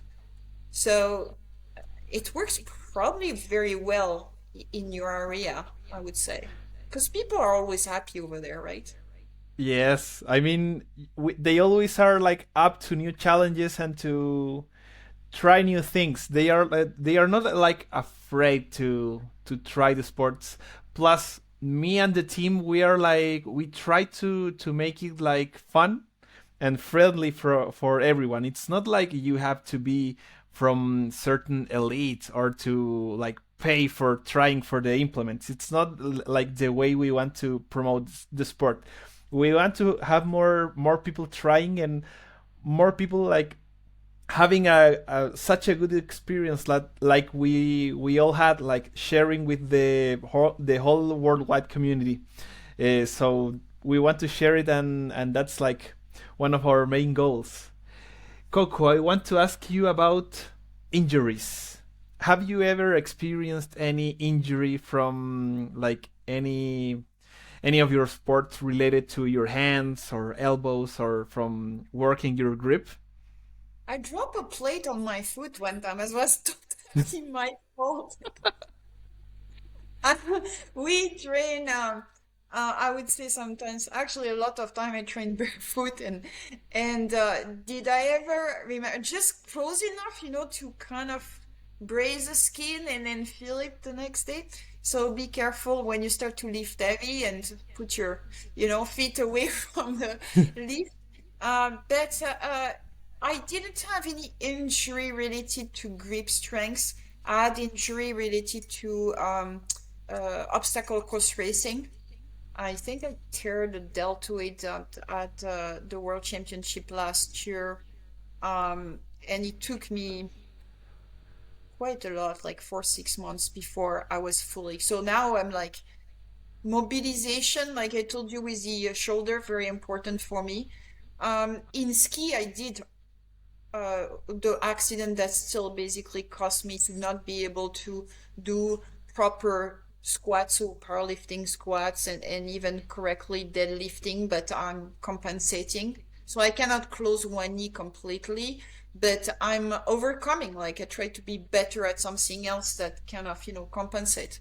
Um, so to prevent injury, it's always to, again, do the warm up, be aware of the implement. So it's not just a warm up, but when you lift things that start to be heavy, well, be aware where your foot are when you start to lift things in the air, or plate flip. plate, plate flipping. Do that a little bit further from your foot also. Um, so no, a little bit of luck, I guess, because they're relatively few, and not making me stop the sport at all. So that's good. And you? I've had like this is funny because you have your gripper over there, and Mhm. let me tell you that all the injuries that I had are related to grippers and no other implement. And I see people like from around the world, and in the interviews I ask them, and the grippers are the ones who give the people injuries. So I had like it's because doing too much too soon or not warming up and that stuff. I have like minor injuries like on this finger because of the grippers, and recently I had like this one in the knuckle, and it was because of the grippers too. So it's like grippers can be hard to manage if you're not ready for them. So that's the only one. And because of the other grip tools, no injuries. Like I am touching wood right now because I hope to not have any on my hands, because I want to do well in grip like for the years to come. But yes, just because of the grippers. And I think that's one of the reasons that some people are like a little away from heavy grippers, because well, they are not so common on contest.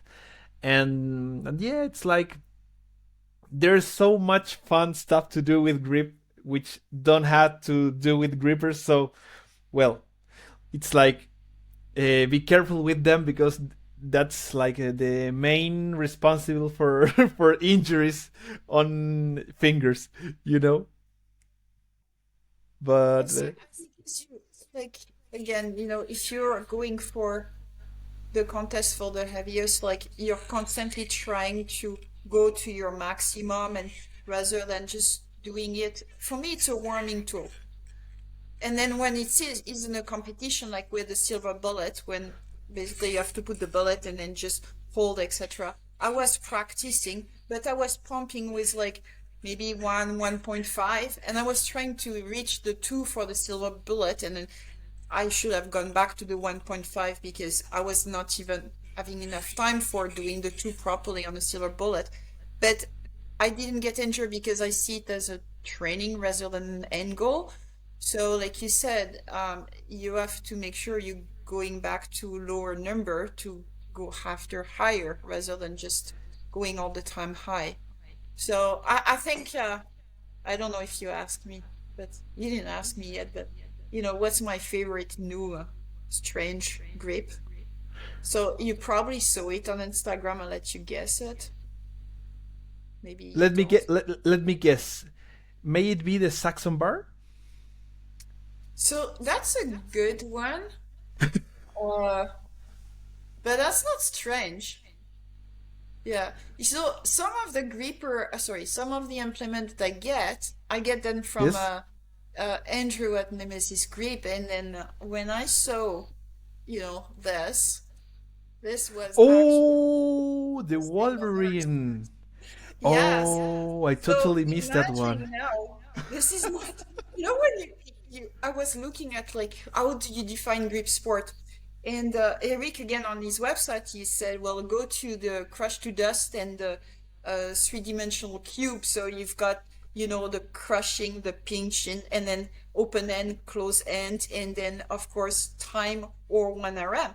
And then I said, how are you going to define this thing? Because it's more like a knuckle.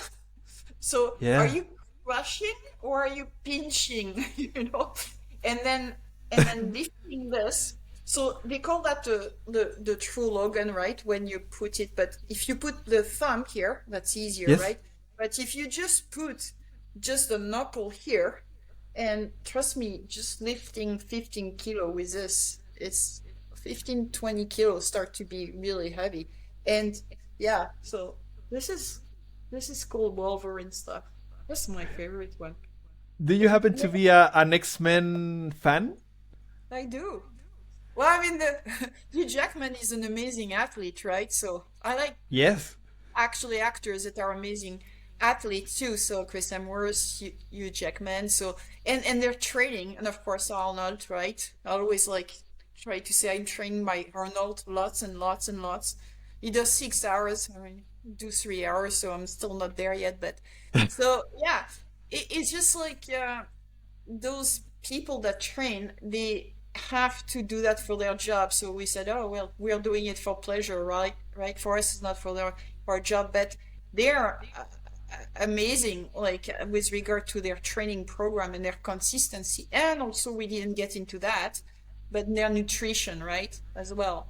So this is yeah, this is cool. This is Wolverine, X-Men stuff.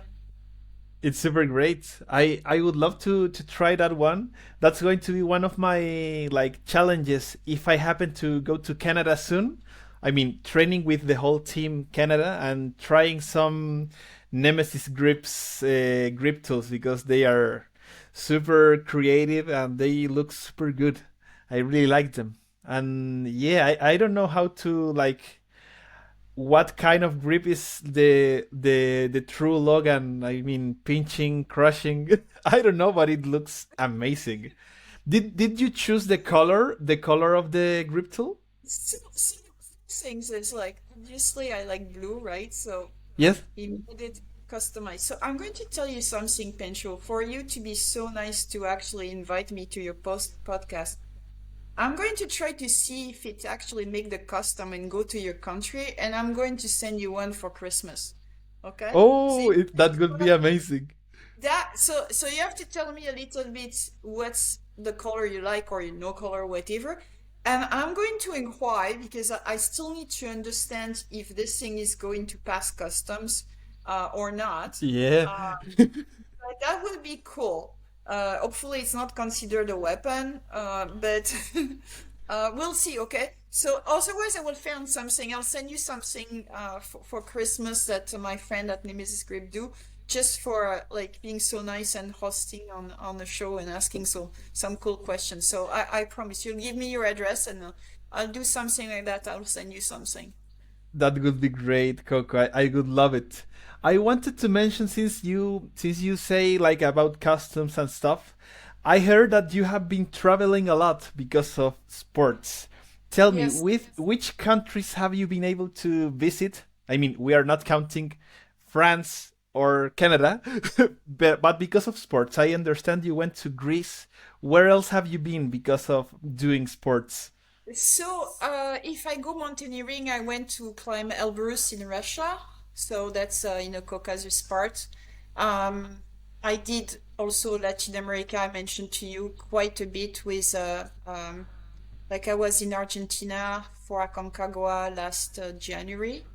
I was so close to the top, but sometimes you have to come back down. When the weather or even yourself is, you know, at a point where there is no return, so you have to go before that.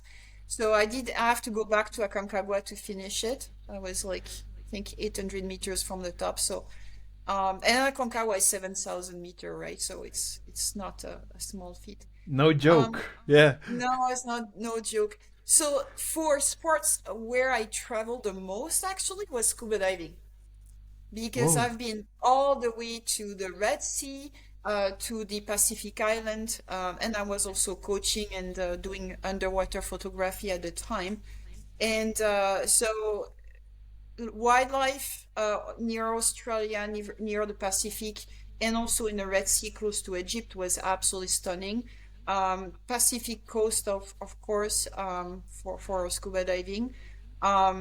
For the rest, with Spartan race and obstacle course racing, there is one race that I haven't registered yet because it was too close to King Kong this year, but I think I'm going to do that next year, and it will be in Abu Dhabi.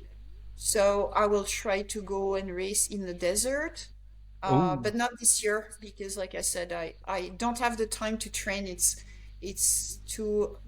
different racing in desert, right? So, yeah, probably next year I will go. I will try to go desert, and there is some also. probably obstacle course racing in the south.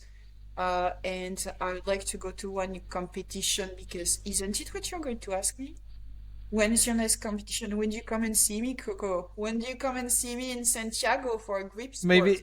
Maybe you can read my mind because next April we are doing another Next year? competition, and my Okay. friends from the Gift of Grab are about to buy their tickets. So if you have been Oh, so close to Chile, maybe you can consider coming to compete in grip with Gripsport Latino. So I if you have been like to Argentina, you know that down here in the south is cool. So I am making a competition, and if you like to travel, we will be honored to receive you, Coco.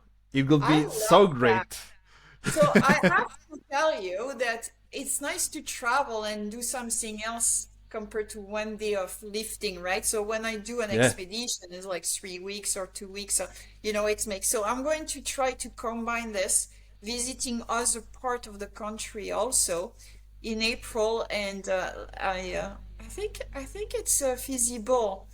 So give me some more information. I'm going to try to see what else I can combine, and maybe I can go back and pass by Ecuador. I have a couple of volcanoes that, again, I didn't make the summit. I have to go yeah. back. See, you have to fail a lot in this sport to reach a lot, right? So I usually said, hey, I fell a lot, I fell a lot, I fell, but I keep going and I keep going. So maybe I'll combine that with some of my friends going back up north in Ecuador after Chile, and go back to Chimborazo and manage Chimborazo and Cotopaxi. So and that would be awesome. It Would be will a nice. be so awesome. And actually, before, like, since you were mentioning mountains, I am sure you know about Patagonia, right? Oh yes. I have been to Punta Arenas 2 times, like in where we have the park called Torres del Paine, super beautiful landscape here in Chile. And you mentioned that sometimes time is not like with you, and you have bad weather conditions and stuff. I have been to Torres del Paine twice, and both of the times we had raining and so many clouds that we weren't able to go like to Torres del Paine and the classic picture with the blue sky and stuff. We didn't manage to do it, and I can guess that you know Isla de Pascua, Eastern Island, like in the front of Chile. We went there as well with my family, and the very day that we could climb to the tallest mountain over there, we had a rain and clouds and we couldn't make it. So it's like, oh, sometimes you do the big flight and you want to do it and the weather is not with us to do the cool pictures and the cool hikes. you know Sometimes it happens. Well, dealing with the external environmental factor, it's like you do all this training, right? You have all the technique, you have all the gears, Yeah. so you get prepared to the most, right? But in outdoor adventure, there is always this extra things, which is like condition, wind, cold, weather, and then your reaction to maybe food, and your body doesn't, perform the way you. So those kind of things, when you actually manage to bypass this resilience that you get, if you put all that, and then when you do grip sport, you put that back onto the lift that you're doing on the podium, you're the strongest man in the world, Pancho. Yeah. You know, you are, because, think about that. You've put all this effort and all this training into doing, and then you got the technique.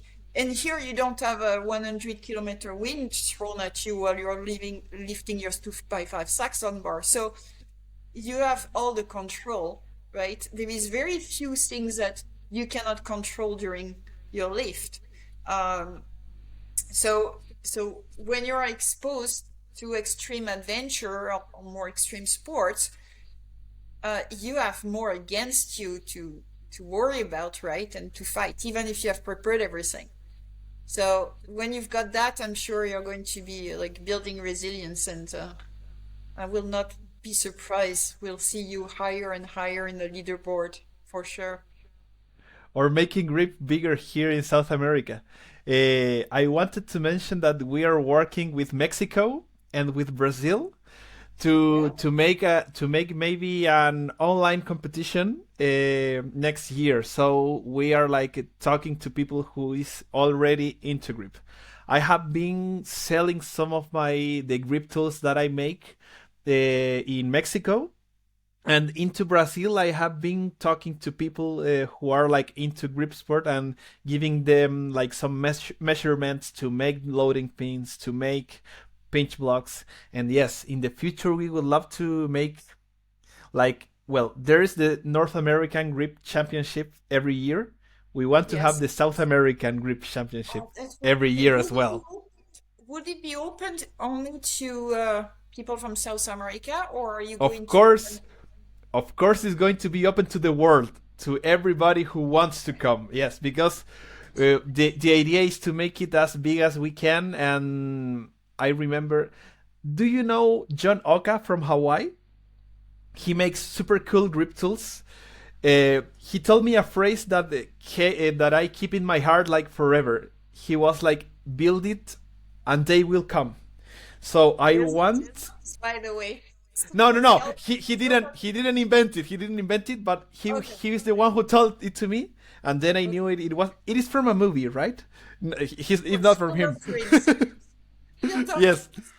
yes, Yeah. but he was the one to tell it to me, and I was like, oh, I want to make like here in Chile like a so cool place to come and do grip, so people from all over the world can come and have the greatest of times, like doing competitions right here. So yes, we are doing our best to attract more people and to make this like a friendly sport, because well, you have tried so many sports, and maybe you sometimes maybe you have seen some sports which are not so friendly with new people. I mean, there is a lot of all experiences in sports, but in example here in Chile, uh, powerlifting is not so friendly. Not so friendly. I mean, I can't talk about everyone, but not so friendly. So here in Grip, we want to be like, if it's my organization, I want to be like as friendly as possible with everyone. So, being that said, I want to ask you, Coco, in your opinion, what should we do to invite more female athletes to the sport? I mean, and I wanted to mention that that was the phrase that Tammy McClure told to me. Bring Okay. more females to the podcast and bring more females to the sports. Me personally, I have many ideas, but I want to see your point of view on that take, since you joined the sport Well, if recently you and if you're you super happy. That's funny. That's Tammy. Tammy and I, we just speak together through Instagram, but I also met this amazing athlete at the North American Championship. So now we Yes. keep in communication. So I just spoke to Tammy just recently. But if you want guys to go to your sports, well, having a bunch of cool girls going to the sports too is going to attract more people after going to as well. I mean, if it works this way, use it. So we were actually discussing about the sports and how we can engage and we have in Canada decided to also do like only competition for only female athletes first to get some people to get that are usually more afraid to show off and lift in front of bigger crowd, a little bit more intimate settings. So you can participate in those as well, like the Fairs of Crush, and you can be in another venue and okay, we are going to compete with the Fairs of Crush in Canada, and then we can combine results. So you can do that as well. Particularly myself, I like big events and more the merrier, and so I just enjoy basically going out there and showing that you can do that. Strength is not something that give up on you when you're past 30s. You know, your version 3.0 pen show is not going worse. I will always say it's uphill from there, not downhill. Take it, the next version 4.0, 5.0, 6.0, 7.0, whatever it takes, the longer you do it, the more I think things you can do. So it's a long time. So you don't need to tell people, hey, if you're not in your 20s, don't even start this sport. That's not true. Um, I'm starting, like I said, last year or the year and a half. So, it's just fun to do. And I think more women trying this should see other women managing, and all of a sudden, they carry the dishwasher outside the room by themselves, and here you go. It's something that's very impressive to see how you progress, and fun to do. So yeah, we'll tell you when we have another female event where you can participate and have your group as well. And maybe we can do, what will be cool is actually we do a live session where we do it at the same time, because we don't have too much difference in time. So we Yes. video, and then we see your group and we see our group, and then we interact and we can cheer for each other. Imagine like more kind of a live event with two countries, or three if Mexico wants to join, or Brazil, and do that interactively, where we try to have some communication room, and we see the lifter, and then we'll say, hey, Team Canada, how are you doing? Team Chile, how are you? Team Mexico and Team Brazil, and doing something like that maybe will be fun. It's a Just an great idea. idea. Just an Actually, idea. actually, my next question was, if you had to organize your own grip contest, let's say the Coco Classic or something. Well, I am not the best with names. I like to manage events and stuff, The but Coco uh, Crash. like the Coco Crash, in example. There you go. Which disciplines would you consider like having in your contest if you had to host a grip contest?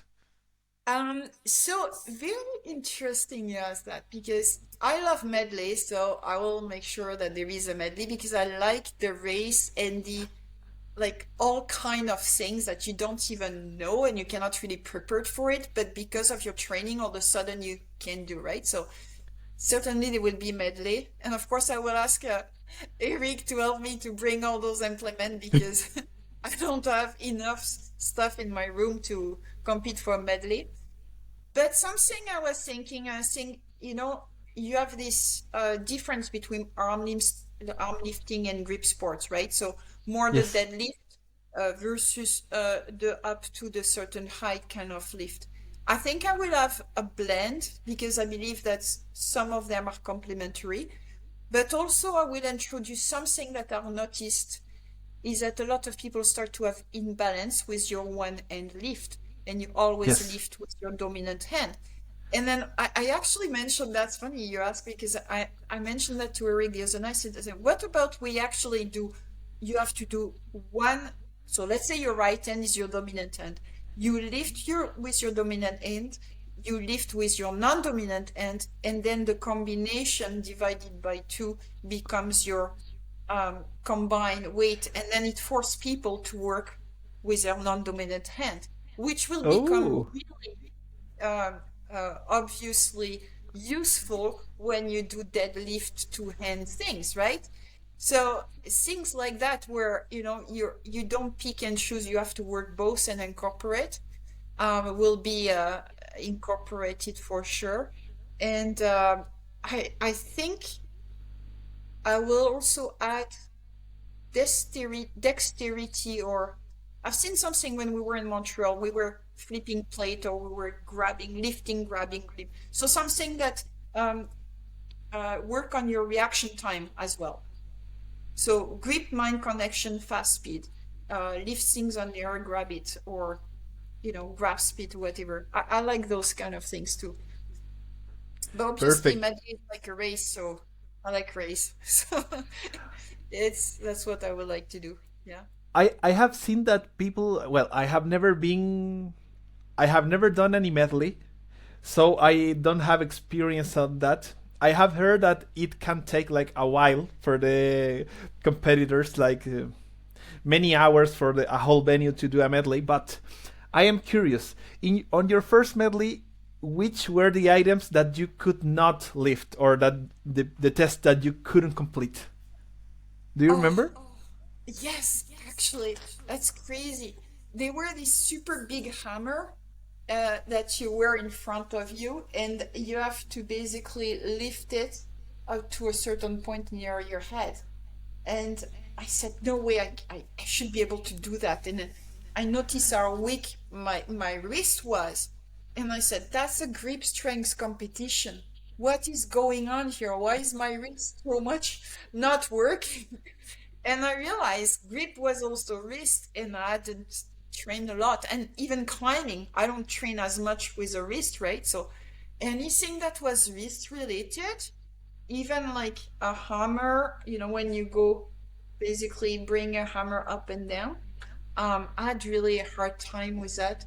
The other one was just like the weight was too heavy. So um, I think they were some kind of crushers, or yeah, the small moon top here. I didn't had work yet with like round implement, and I'm terrible at like round boulder. Like I like crimps, right? Like little Yes. things that you can grab. Things that you usually handle with a whole palm. Never been very good at it, so that forced me to be better at it. So anything that was like more full hand, one hand, um, and wider grip was something I had hard time with that for on my first competition. Yeah. One of I mean my one of the previous guests that I had this season was Lucas Raymond, the founder of Arm Assassin, and he Yes. told me that on his first medley, the only thing that he couldn't complete was the phone book tier. Oh, So I was on the flea market like a couple of weekends ago, and me and my wife were there like checking stuff, having fun, and she was like, "Oh, look, a phone book," and I was like, "Oh, I am totally bringing this to King Kong to see if anyone this can is manage to crush it." so cool. So are you going to tell the trick? Because I got the trick from Eric and how like we all practice, right? And it was actually at the medley at the North American too. But that was not my first medley, so I didn't mention this one. I'd practice it, but like it's impossible to find those phone book. Like now we have to tear Yeah. one computer, laptop, dead laptop, and try to basically break them apart because we cannot find phone books. So do you know the technique how to do I it? I don't, but I think maybe I will see some YouTube tutorials or something. But I want this to be like a surprise for the guys Oh, because so I'm not I going to know do anything. I'm not going I to say. know I know this is going to be like a surprise for everyone, and it's going to be like maybe a surprise test of strength related to any like I don't know any prize maybe, but it's going to be like ooh, who can tear the phone book for the first time? It's going to be a quite an experience. How many did you find? Right now, I have two of them. They were super cheap. They sold this like for $5 each. So I have Okay. two. And but the flea market it's really near to my house, so I can definitely get 10 more. It's like Okay.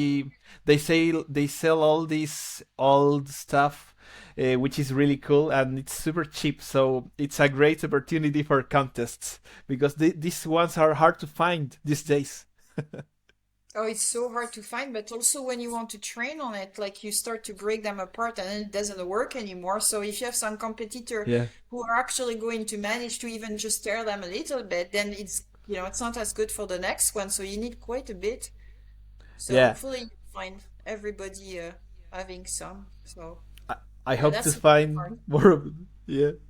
And deck of cards. Some people I've seen are super good at deck of cards staring. Yes, Like, actually, Tim wow. Butler, it's I think he's the master of card cheering. Maybe you know him. He's from New Jersey. Well, he's the best at tearing the decks of cards. I have done that in the past as well, but it's the same. It's kind of like you have to have like 50 decks, so for training or for a competition. So I haven't introduced like the card tearing, but it could be a great idea as a side quest on the King Kong, like who can tear this deck of cards, and you're going to win some prize, some like an award or something. I will come up with something to make things fun for the guests. Because it's outside of the contest, but it's bring people for just trying this. And you know what you could do? Even people that are coming, a friend or whatever, you can have one book just for them. Like they are not maybe competing or they cannot compete and you just say, you know what? Try, have fun here, and maybe you've got a couple of prizes that you put for them to win as well. Competitor friends or competitor. A fan club can have their fun too, and I'm sure you're going to have lots of success with this for sure. Exactly. Coco, I wanted to ask you, I mean, do you have any reminding like a question for me, whatever you would like to ask? Because well, we are reaching like to the end of the podcast, but I mean, I have the whole afternoon, but we I don't want to abuse about you like your own time. But do you have any question for me? Actually, I have so many. We have to do more of those because I think we have a great thing starting here for starting your community and teaching. And I like to get into something I mentioned to you a little bit Yes. earlier, which is coaching, teaching, and developing the sport. And I think Yes. not just doing some clinic, but we should get into how to train people over the world to engage. And I think if we train people with a consistent approach, and I've got like some ideas with regard to a little bit of the history, the type of implement, the various competition, all the way to how to organize and engage, etc., and put that a mini course, and then have it in a different country every year for like a online certification. That would be so cool. So hopefully one day we can speak about, coaching, teaching, because you do a lot of that yourself too. You are trained, but you train, and I've seen you trying to do the, everyday challenge on how to do the finish ball, on Instagram. So you're obviously into this. So we should get into one day doing this podcast about how can we actually develop coach, certify them under arm lifting or grip strengths, and those are now our ambassadors, if you want, to develop the sport. And I think until you have that, it's always going to be marginal, right? So if we have some coaching and certification, and then you can do a kind of a program to develop and engage people, that would be awesome. I And agree. Sounds super good because, well, we have been testing like how to get more people into it, and so far, well, maybe you know Joe Hudson from Australia. He mentioned like years ago that he took all his grip tools to the park and he posted like stories saying, I am going to be at the park, whoever who like wants to come and try the Fatman Blob or the inch dumbbell, you can come and try with me. And he, for any reason, he didn't have so much people coming with him by that time, but I thought like, maybe I should try the same here in Chile.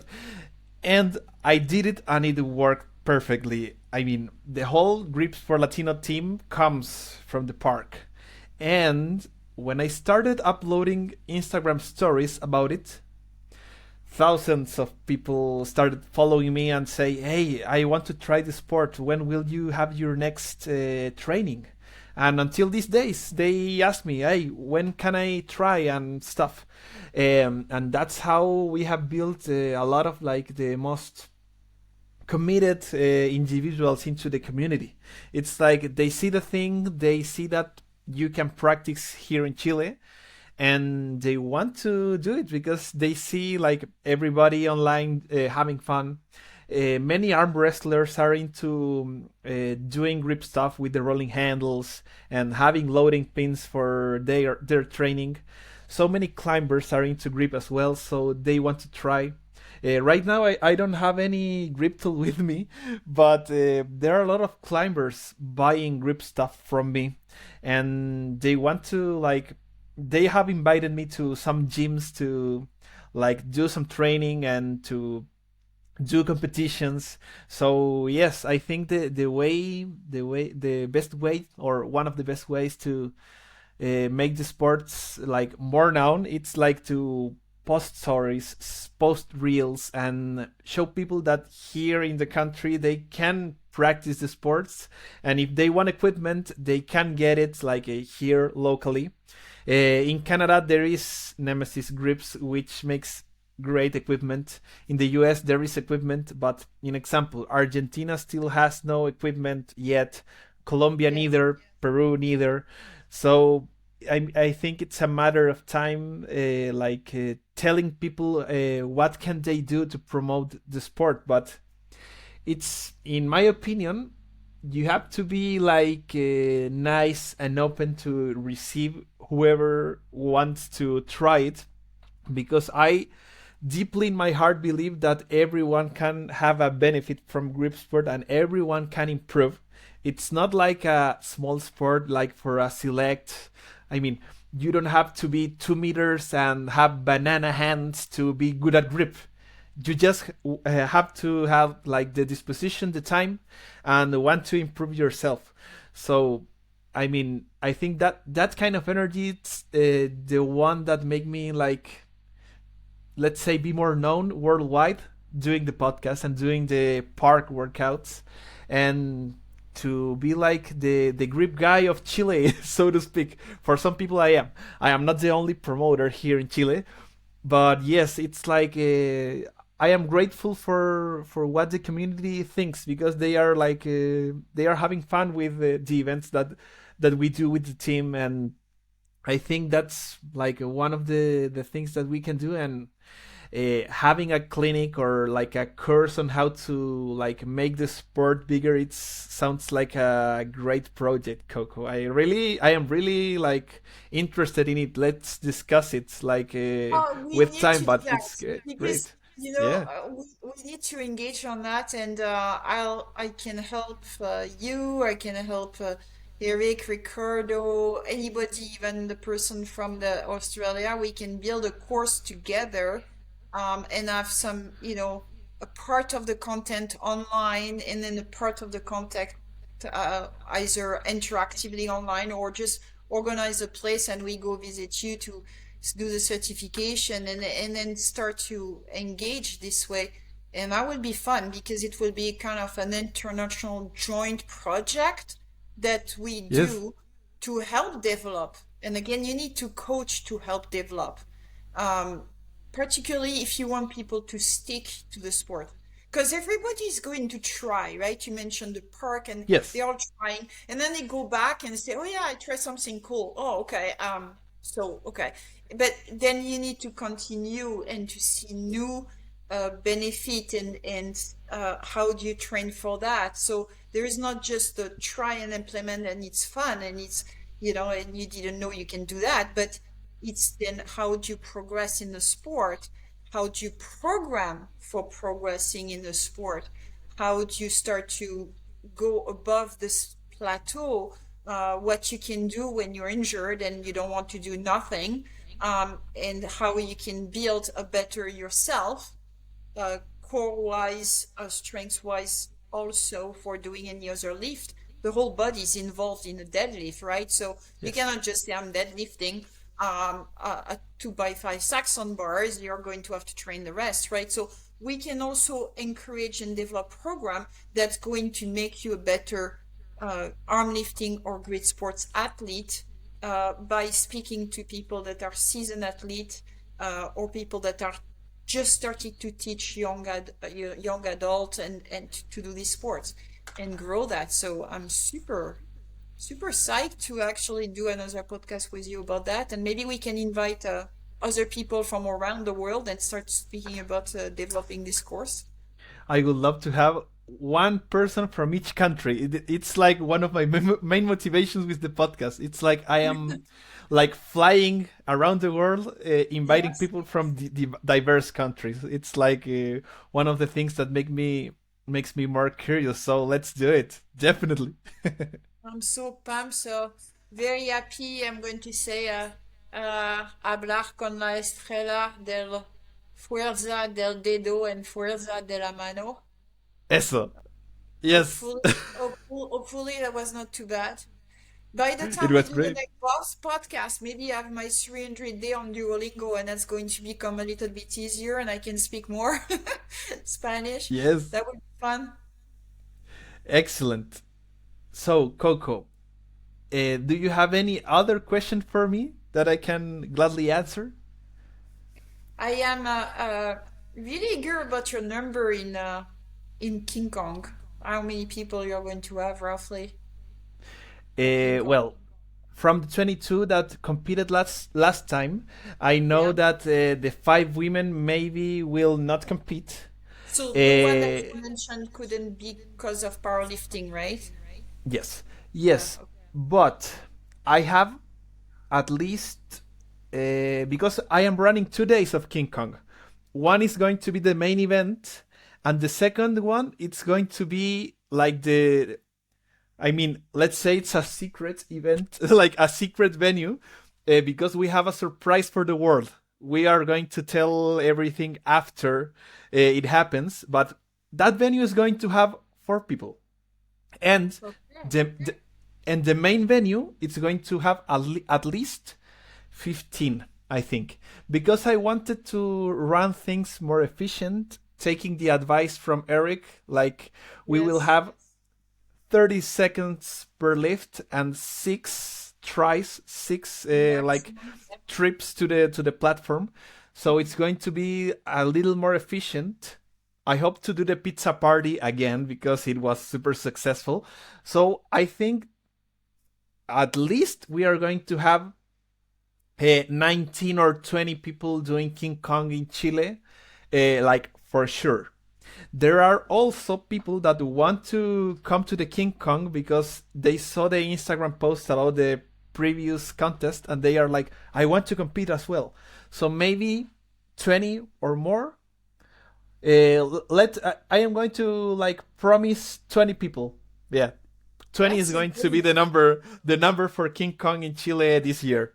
This is amazing. Like this number is fantastic. Very, very Yes. proud of hearing that. I mean, you should be very proud of what you have accomplished, and hopefully there is people helping you because if you're competing, I mean, I've seen how sometimes the organizer being competing how amazingly difficult it is. Hopefully, you have lots of helper, particularly when it's your time to focus. Because you said you want to focus, so you cannot give up your competition for I mean the good of everybody else, right? Too, you're competing too, so please make sure that you have a lot of helper and they know the rule and how to do everything so that you can also do good numbers too. Yeah, actually, that was quite an experience on my last contest because I don't know how did I manage to host and compete the last time. Actually, my numbers revealed how tired I was because since I have been like hosting and competing like just 2 times, the first time I could manage to do PR on everything and to Mhm. host successfully, but on my previous contest, well, I placed first on the venue because, well, the experience and all the stuff. But I didn't manage to do any PRs, so I was like, oh, maybe if I didn't were like in charge of everything, maybe I could have been better. But yes, it's another game to host and compete and do well in competition. So it's another skill that I'm going to manage. I have like my I look up to the sky and I see like Eric Rusain. Oh, this guy is hosting and he is competing and doing well in competition. I want to be like him, you know, because it's a lot of work, and I like to do it. So yes, it's hard to do it. Actually, that's one of the reasons why I am like hosting the main event one day and the other event a separate day. And guess what? I am competing on the second event, which is smaller, so I have less responsibilities. It's like easier to compete in that environment. Smart. Plus the plus the rules allow you to do that. So it's not like I am like breaking any rule by doing that. So I am like saving myself, and well, it's going to be a different kind of experience to just be a host for one time, so I can be like 100% focused on the experience of the athlete. Like, are you well fed? Do you have any thirst? Any cramps?